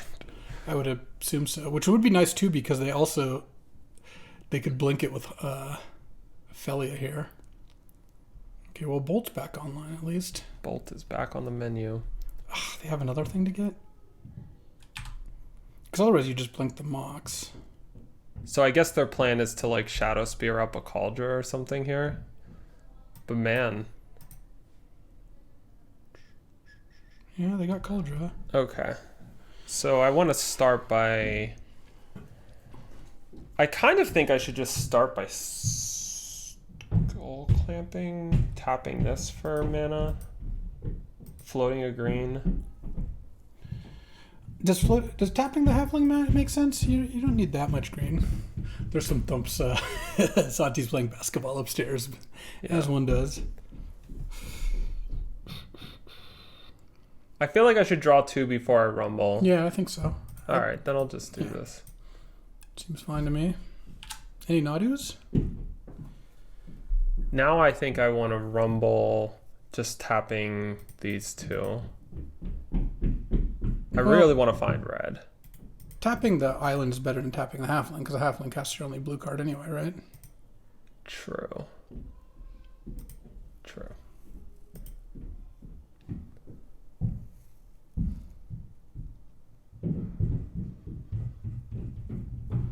I think I take birds. I don't know. Maybe I'm just giving up too many of my late game cards. Well, if you take 1 ring, you'll take like your next turn. You're taking a ton of damage, huh? I have to find the red. It's too sick here. Yeah.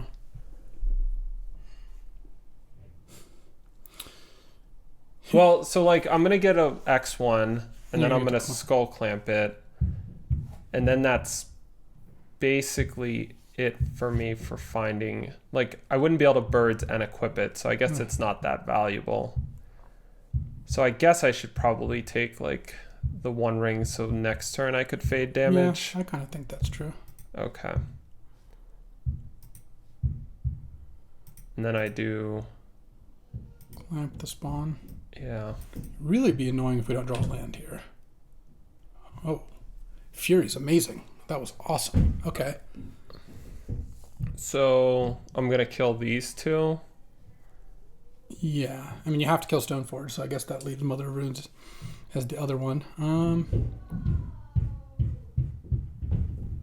And then yeah. I'm just playing Graves. Yeah, I guess so. Yeah. Okay, well that definitely was a good draw. Like I said, a little basketball going on. But you know what? So it goes. And I guess if they had a haste, is there any? If they have Containment Priest, which one would I want them to flicker out less? I guess Delighted Halfling. Yeah. I guess I'll just attack for 2. Yeah, seems okay. All right. Next turn, if I draw land, I can Nissa and the One Ring. That would be really nice. And I can have Greaves on the land to prevent it from getting blinked. But it's non-land permanent. You cannot blink the land even if it's a creature. Okay, sure. Well, way fine. Better for them to kill that. Yeah. They're going to equip Shadow Spear. Bash for 4 and blink their mocks. Seems likely. All right, all right. All right, land. No. I mean, you could just play the One Ring. It probably should.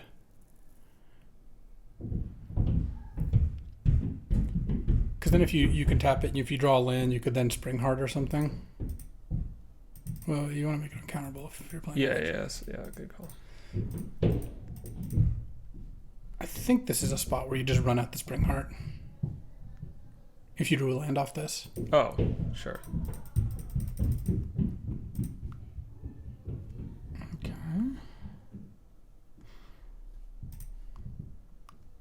Yeah. You can't. Ugh. I'm really annoying to miss a land drop in a game where you're never going to miss another one the whole rest of the game, but I think we're also doing just fine here. All right, they hit land number 4. Let's see what that unlocks.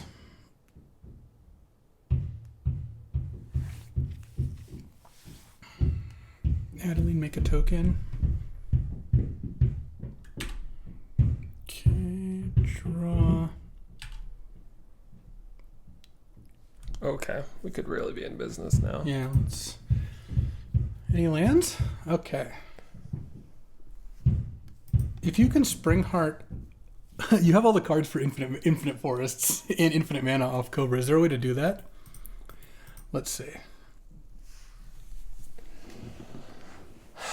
So, I would want to play Forest first. That makes more mana. And then I tap, like, all of these. And then I have 4 mana available.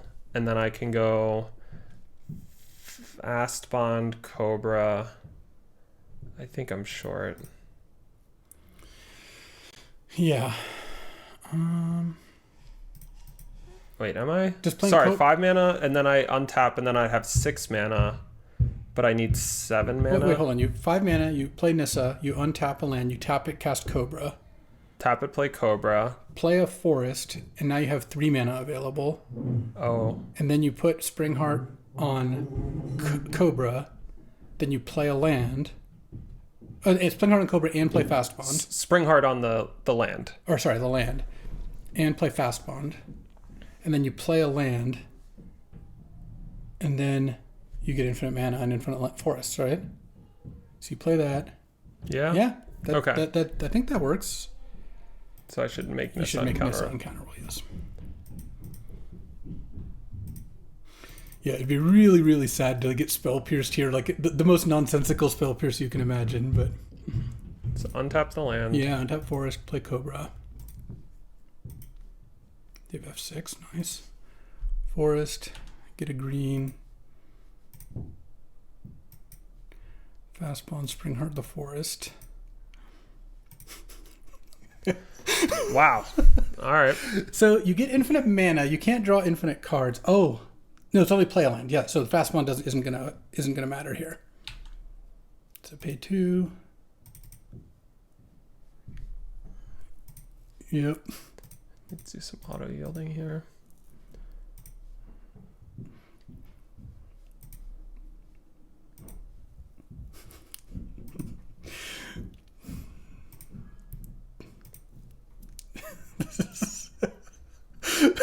Dude, this is so cool. I didn't know about any of these combos when we drafted these cards. I don't think you really did either. No. I mean, like, we knew these cards I've all heard of worked. some of these combos before. Like, I've heard about, like, Infinite Springheart Nissa, but I wasn't thinking about it. I just knew that, like, I mean, this is one of those... Nadu is comprised of a lot of cards where it's just, like, if you put Bristly Bill and Springheart Nantuku in a deck together with Nadu, like, stuff happens, even if you don't have Lightning Greaves. Like, there's a lot of stuff happens cards. Yeah, so... And the cool part is you can... You even could restart the combo if at some point you stop and then draw a card, then you have Fastball, you could play a land to get it going again.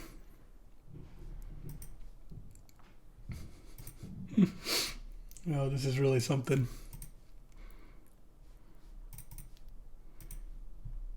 So basically, you're going to want to do this a lot of times, I guess, being somewhat mindful of clock. Yeah, I was going to make like another 10 maybe or something. And then what do we do next? We're going to end on a 1-1 and clamp it, I guess. Yeah, end on a 1-1 and clamp it. And then we can assess from there. The basketball life is real. The boy is obsessed with basketball. I'm not going to tell him he can't play. He gets home from school. He wants to play basketball. I like to ask him. I said, "Oh, you're going to play with the balls in the bath?" He said, "No, the ball's for the hoop." Yeah. Yes. We've got 3 basketball hoops in the house. And he doesn't know yet, but for his birthday, he's going to get another one. Like a bigger, like more adult-sized hoop. All right, I'm good. Okay.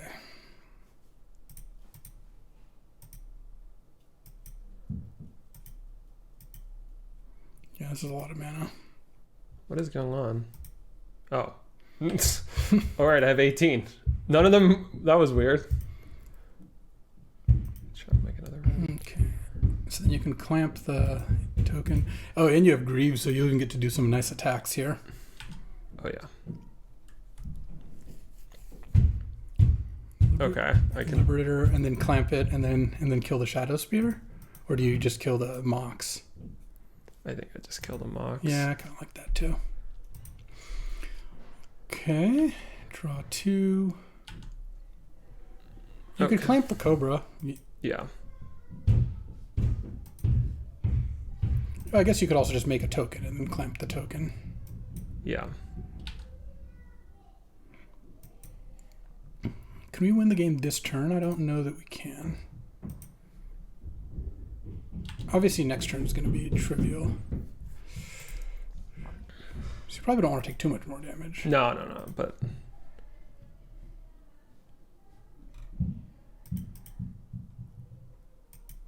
Okay. Clamp the insect. I mean, I guess you could draw like a gut or something. Oh, Bloodbraid Challenger. You have 7 cards left. If you get the Lelia down first. Yeah. Running out of mana. That is a little risky. Should I just not cast it? I cast it. I think you're fine with 6 cards left. But I shouldn't do any more equipping or anything. No, you shouldn't, because they can target it with Felia, so they're already going to be able to mill you for 1, kind of.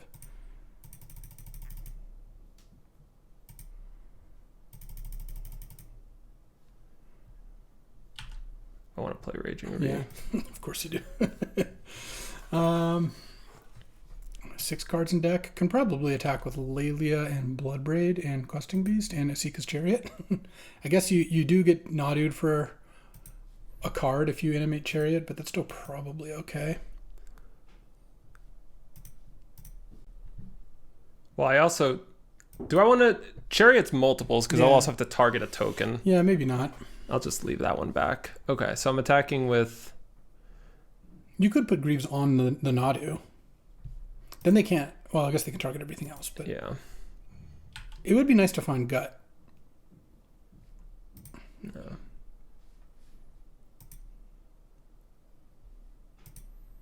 Okay.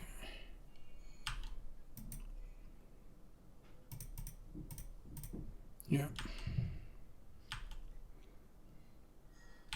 There's the gut. Well, really blocking. I kind of think their best. I mean, I don't know what's in their deck, but I don't know if they really even have outs. But it feels like not blocking with Adeline if it's not lethal is probably better. What is that? You're eating for 18. And play gut. Yeah, mana burn. All right. That was pretty good. Good turn. You have 30 forests in play. Oh, I guess I could have died here to like land Elspeth. I shouldn't have attacked with Nado. No, Elspeth's gone. Oh, that's true. Elspeth. Archangel Elspeth. Archangel Elspeth's not gone. I guess that yes, attacking with Nadu I guess was bad for that reason.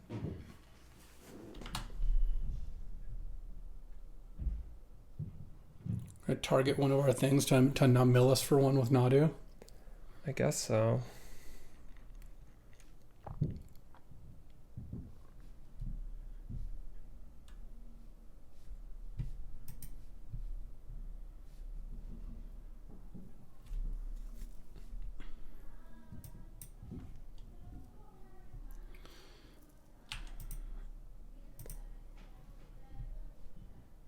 Yeah, I don't think you want to animate Chariot.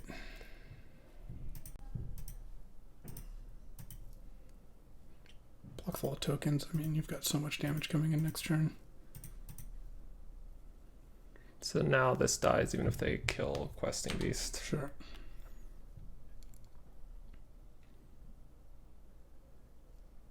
Okay, they go to 14. They have Shadow Spear. They can stop your lightning greaves. Yeah, I guess like if they had Parallax Wave, they'd kill me here. Lelia. Okay.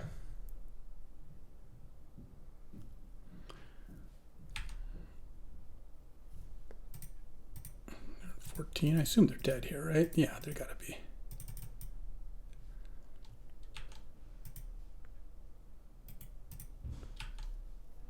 Oh, I didn't attack with Nissa. I don't think it matters. Or the Chariot. Sacking the One Ring is pretty nice. Sure.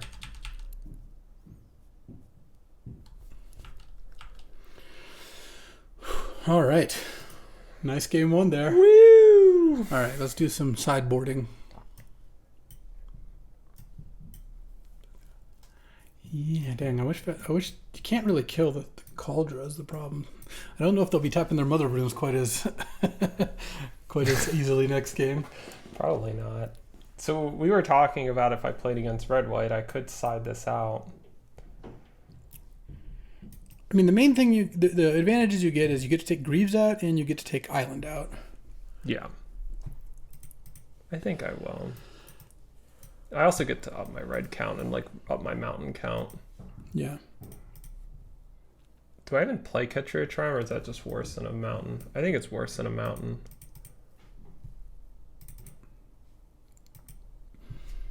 So you want GT? GT does work nicely when you're using Furies and Mind Collapses and stuff to like keep the board low. Is Outland Liberator good? They had Shadow Spear, Mox. Obviously, it doesn't work against Cauldra. Like those don't seem like great targets. Do you have enough creatures for GT? Like, is that a good idea? Could put in Courser, I guess. This doesn't exile, right? No.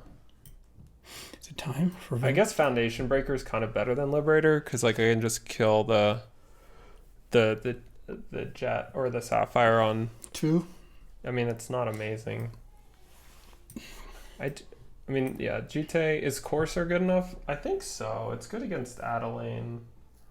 Is it? Kind of. It's good. It's nice to have things that are big enough that Velia can't just free attack into.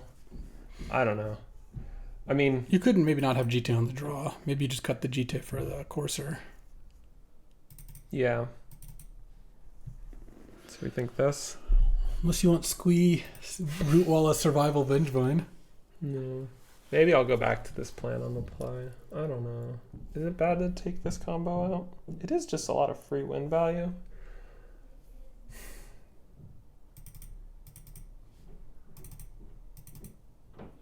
And then I would just play Nadu and Greaves over something medium.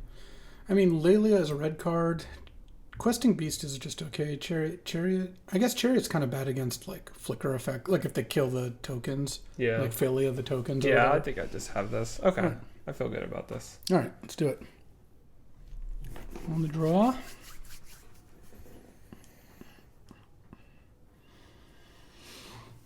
You can mold this one, I think. Any fast bonds? Fast bond would make this hand sick. That's true. Just put back second. This is probably going to happen. Yeah. And then, given that you're pitching Bloodbraid, you kind of have to keep Nissa. I mean, I could keep Nissa. I could ditch Nissa because it's like a 5 and I don't have to play it. My inclination was to ditch Nissa, but I guess it's, yeah. There's a world where I just don't.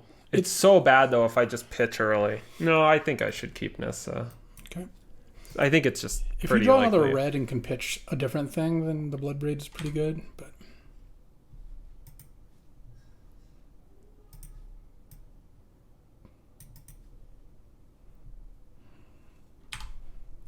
I mean, that was pretty nice. Trying to let it half. Dude, I want another mountain. I mean, if I have Nissa, yeah, the untap is real.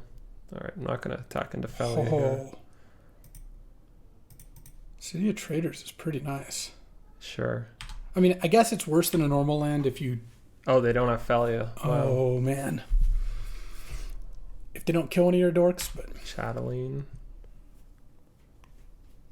Do I just Minsk and sit? I could Bloodbraid Challenger and sit. I kind of like Bloodbraid over Minsk. Feels like less goes wrong. Yeah, it's pretty nice to cast. There's no way you can play Nissa and do anything else, right? You don't need... No, this is too much mana. This is... Yeah. Okay, that's nice. Any mind collapses? Any mind collapses? Probably worst possible. Literal worst possible. I would not attack though, I don't think. No. Also, the halfling can eat the 1/1 if something does happen, and if they use a removal spell in a Bloodbraid Challenger, it's not too bad. Really don't want to see Parallax Wave here. Close the chat. Oh, wow. Right. That's pretty gross. Yeesh. Whatever, just Fury the Adeline and play Minsk and Boo. Yeah.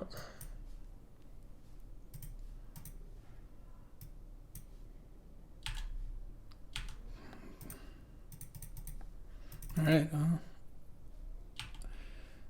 City of Traders is earning its keep once more. I think I sit here. Yeah, I think so. Bloodbraid Challenger getting escaped is going to be nice for fast bond and all.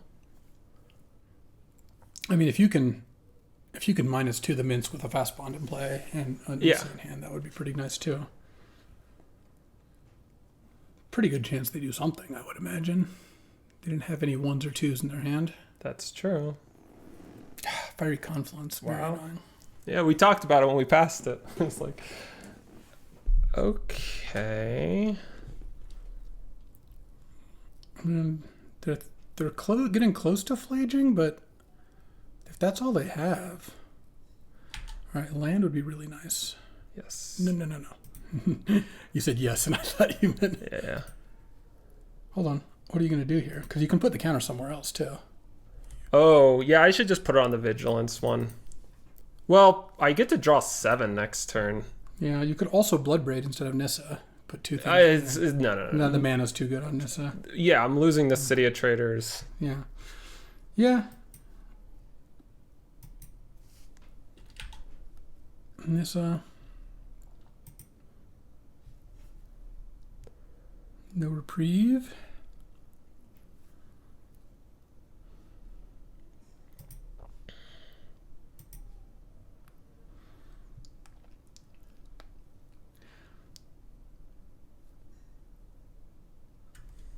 I guess I should do it on this one. If I draw 4, that's probably enough. And this is a big Vigilance attacker. But then I might be tapping it next turn for mana anyway, just to play Bloodbraid. I like it on Boo. I yeah. think. The question is, do you attack with the 7/7? I think you probably... They're probably not going to get to Flagier Forest next turn. It would be pretty difficult for them to put 2 cards in the graveyard. I think I should attack. Yeah, I would just attack it. 7 is a lot. Like, how does the Minsk and Boo -2 not work out, right? Like, if they kill your forest and attack, well, then you attack them for 10 next turn with Boo plus a forest. And if they kill your forest, Nissa can still help cast Bloodbraid Challenger next turn. True. Yavimaya with that mountain. So I guess you didn't actually even need the extra mana. All right. Feels like a pretty good spot. Yeah. We're in game 2 in 9 minutes, and we're up a game, so it can't take forever. When's the last time I've been 10 minutes down on the clock? Last match we were down on clock too. Yes. Oh, I know. I mean, this deck is going infinite. You made 18 forests, and we're also we're talking about plays and stuff, so we're not just firing it off. Talking about plays. They took it all. Yeah, I mean, trumping the forest doesn't seem like it really accomplishes too much for them. No. They've got a lot to work through here. Are they Felia? So they can Felia blink this. They can't blink this, but... I'm not going to blink the Minsk and Boo, I guess.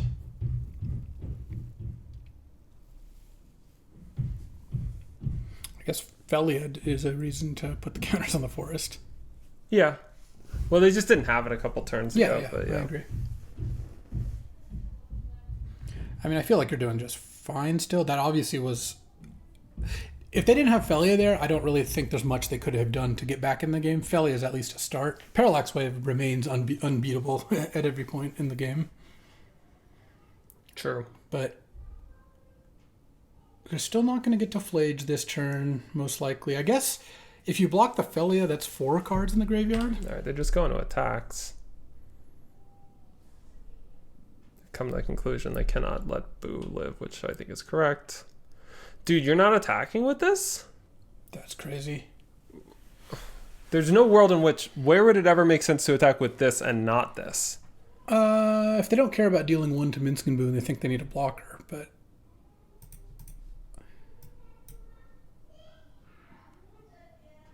Ooh, what is this? Bone Crusher or something? Or Wandering Emperor? Okay. This is... Would you have even rather have saved Felia at the expense of...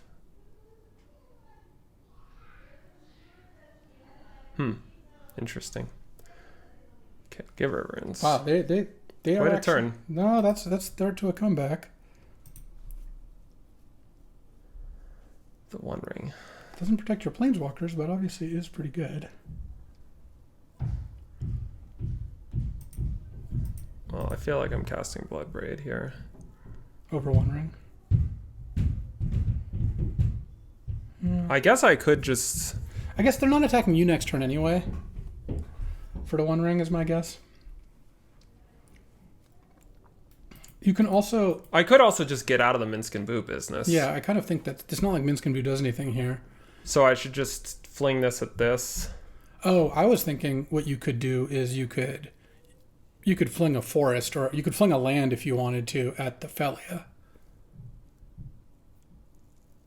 But then you're left with a 1/1 Boo. I guess drawing a land off Minsk and Boo is also pretty good. Yeah, I guess if... Well, this would chump. So yeah, I think I... Yeah.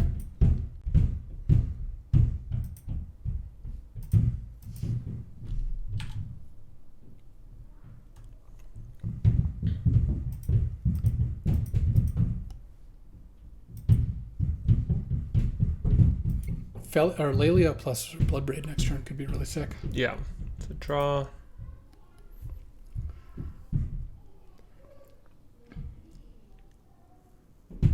So, I mean, you might as well Lelia. Yeah, I guess so. Is that better? Because they can blink the Lelia, but I don't think you care about that. They can't quite kill Nissa here. Is it better to attack with Lelia? I guess I could hit a land. If you keep the mountain untapped, then you get to... But they have this combo. And they have the protection. So I should just attack with Lelia. Yeah. Yeah, if you hit a land here, it's kind of nice. Yeah. hit a land. Okay. Fastball doing something, making up for its shameful performance. And it's free. You have the 1 ring protection. Oh, that's true. Yeah. Well, their turn was really good, but that actually worked out. You got a lot more resources in play. Now that you have 1 ring and Bloodbraid, I feel like you're still able to... these 3 are... Yavimaya, Nissa, Fastball, and 1 ring means I'm going to get to do a lot of stuff in the future. Yeah, for sure. 7 minutes. I got to play next turn faster.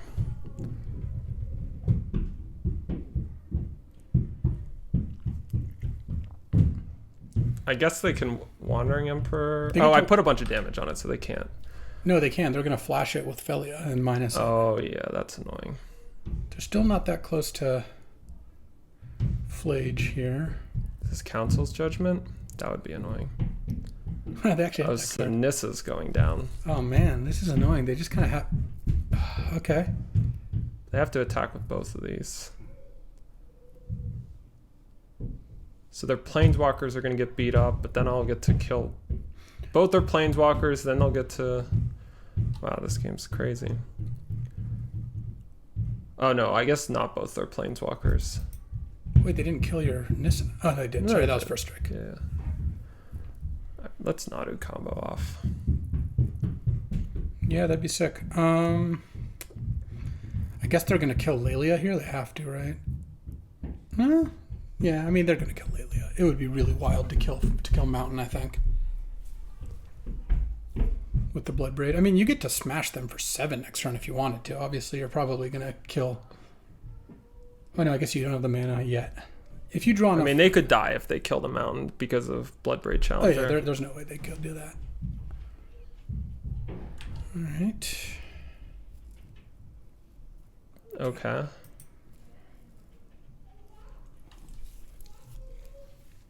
Oh, wow, so I can't cast Bloodbraid. I can Vigilance and then Mind Collapse. Jeez, that was not very helpful. You probably got to kill the Wandering Emperor, but you could just kill both Planeswalkers. The Flage coming back is going to be so annoying. Yeah, no, this is sick. Just make some moves, I guess. Yeah. I guess you could not kill the Wandering Emperor. You don't have any tapped creatures right now. Yeah, I think I'd just wait on this. Yeah. Getting to cast both those, you really want to kill that Felia. That Felia is a problem. I wonder if they'll Wandering Emperor their own giver so they can play Flage here. It's pretty hard to give up the Felia Wandering Emperor combo.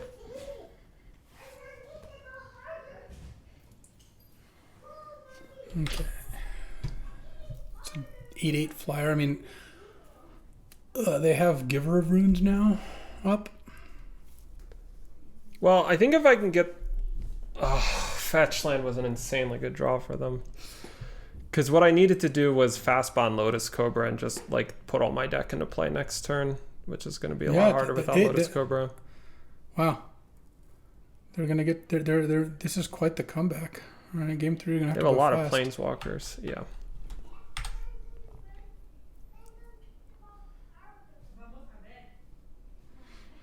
They might just kill the Mountain. We can always hope.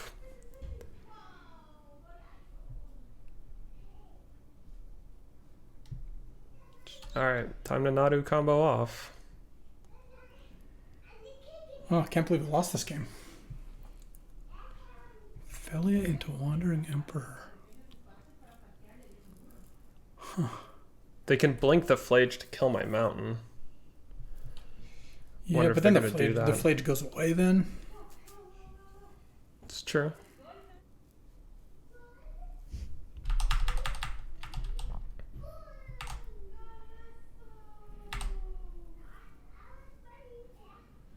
Maybe I was not supposed to have played Cobra? No, I doubt that.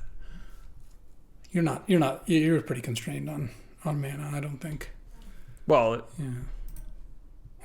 yeah. I'm taking extra point here.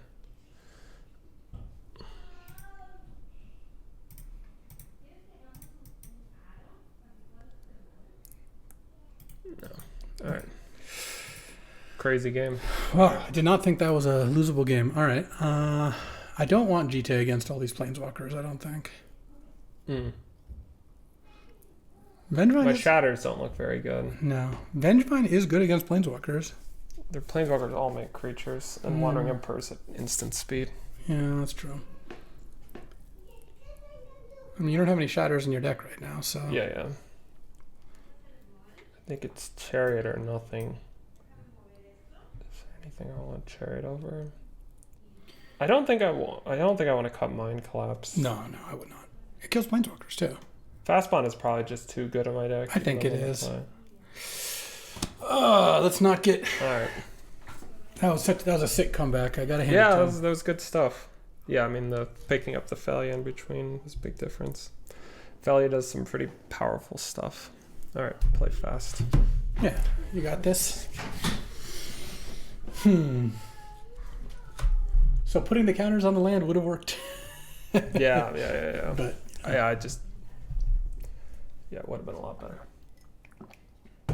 I guess if we thought about Thalia, that would have been maybe a tiebreaker. But again, they didn't have it 2 turns earlier when they clearly would have cast it. Yeah.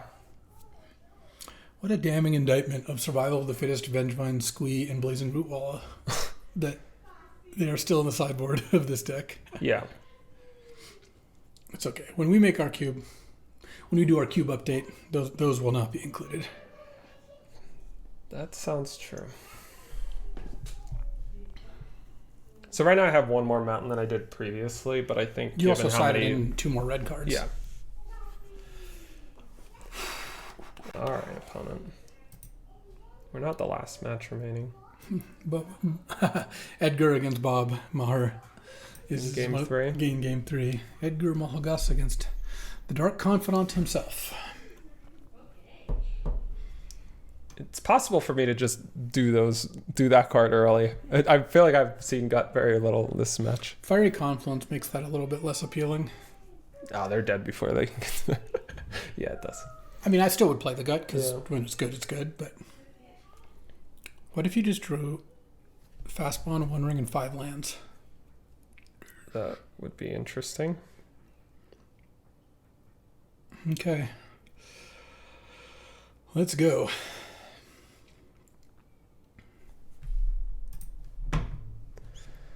Yep. What if you just got to Gut? turn you can 2, attack with an 0-1. Yeah, turn 2 Rumble, turn 3 sack the Gut. All right. No mocks, please. No mocks.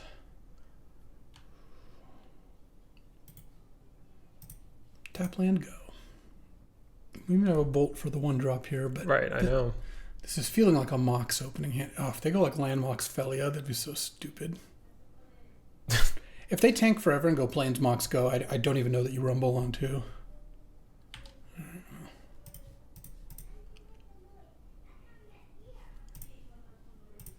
This one, right? Yeah. Fury. Mm-hmm.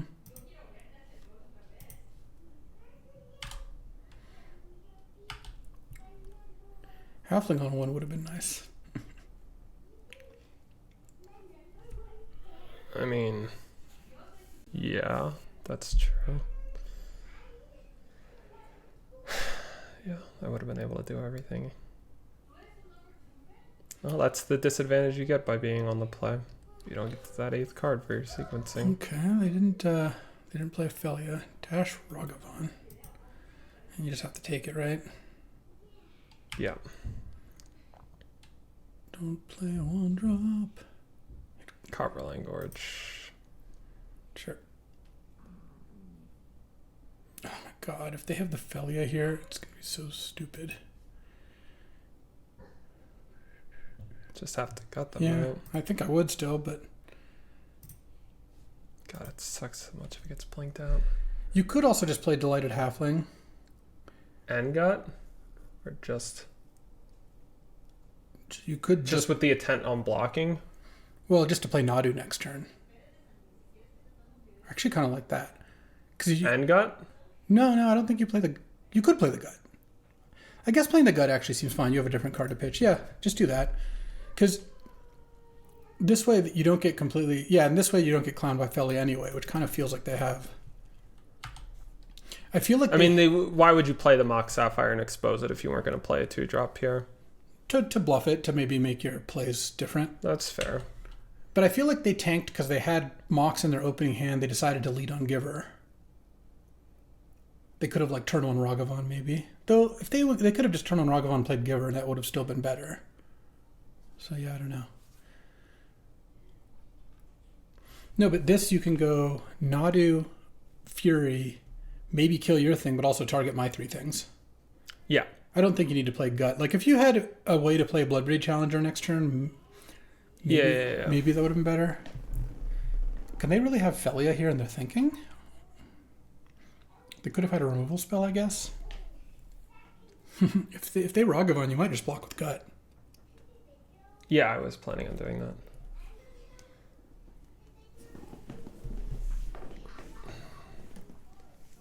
Maybe I shouldn't do that. I don't know. They know you have Fury in hand. Yeah. Which does make dashing Ragavan obviously better. I think... I can't tell if I should block or not. They'd have a bunch of mana. They could hit something good. The Gut's not really doing anything for you. I mean, at some point it might, but... Yeah, that's fair. Yeah, I guess it kind of... Well... No, it's mostly about the Fury. If it's just like, take the Ragavan hit, they play out some more stuff, and then I get to... But they're not going to play too much into Fury anyway. Yeah. But I would have one less thing to ping. I don't think that's a big issue, because you'll still have... The Fury can still ping itself, right? Yeah. Oh, that's true.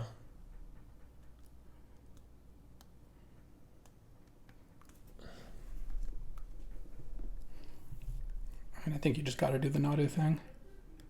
Nadu and what? I don't know, and just ping 4 of your guys as a draw 4. I don't know, you could. You didn't. If you had a land, you could have just played Bloodbraid or something, or Fury. Do I ping 4 of my guys or 3 of my guys? I guess 4. You don't even have to play the elves. Oh, I don't have to play the elf first. Okay. I just got to make sure I stack this right? Yeah. Well, I guess it's there. It actually doesn't even matter how you stack it. Yeah. Okay.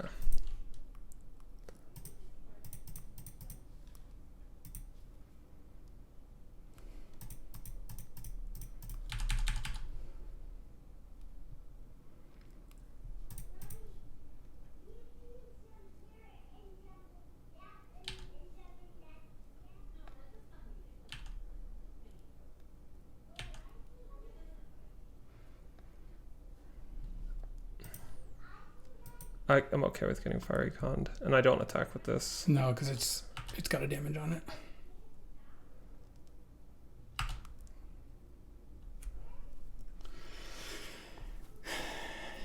Yeah.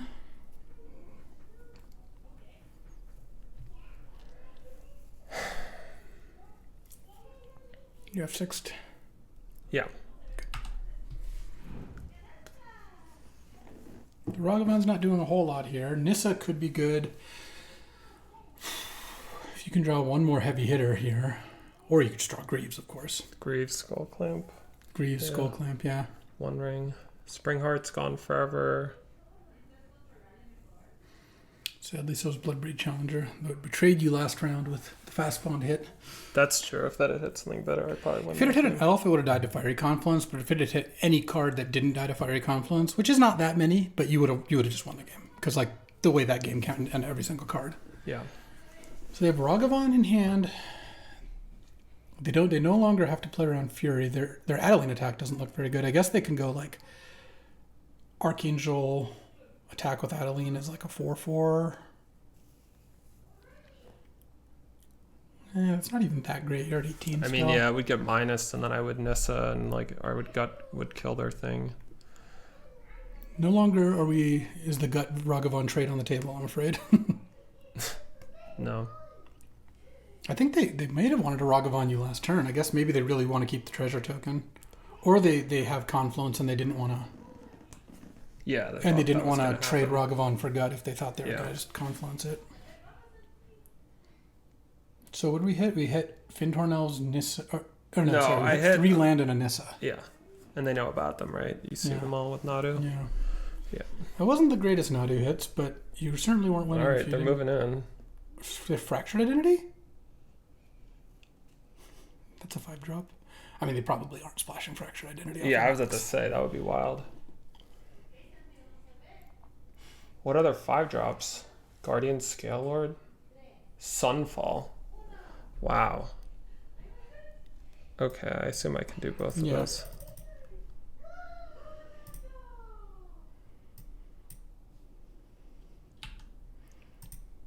You're going to lose Nissa. Yeah. Nice sideboard tech. Yeah, because they have Ragavan and they're going to do both of those. Yeah. Was it worth playing the Nissa? I thought so, just because this like uses. It does waste their whole turn. And I have the One Ring now going. I like it. I'm just gonna let you jam. If I see something big, I'll say something. But I'm gonna just let you lock in here. Yeah, it's pretty bad for me to let them like set up. They don't have that much mana I'm working with. Yeah. They didn't play a land last turn. They drew a land, but we'll see what that does. Sunfall, huh? I know, right? Well, I'm glad you furied then. Alright, here's the Ragavan. Any Minskin booze? Any Minskin booze? No. Yeah. Not doing that again. Come on. Huh? That's not actually the worst.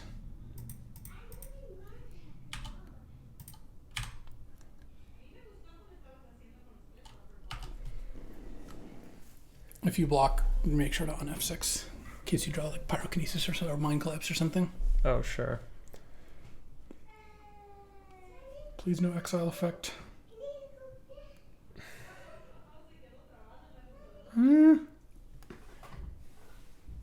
That's not the end of the world.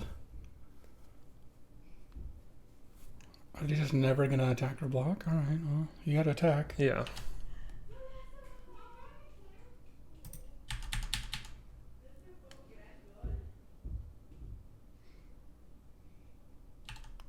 Whoa. Okay. No. Okay. I guess Felia can't get the forest, but they can flicker out the clamp. Yeah. Just F6. They might actually run into time issues. Probably not. This game's just going to end naturally. Yeah. So what am I hoping to... Oh God, Boo. what is this? Oh man. I'll take it. Minskin Boo. Okay. Yeah. Guess I do it now. They have a couple. Wandering Emperor is too scary. Yeah. Oh, what a match. Okay. There's the Felia. So Felia doesn't do too much right now. Though, Flage. Man. They just had it all every turn.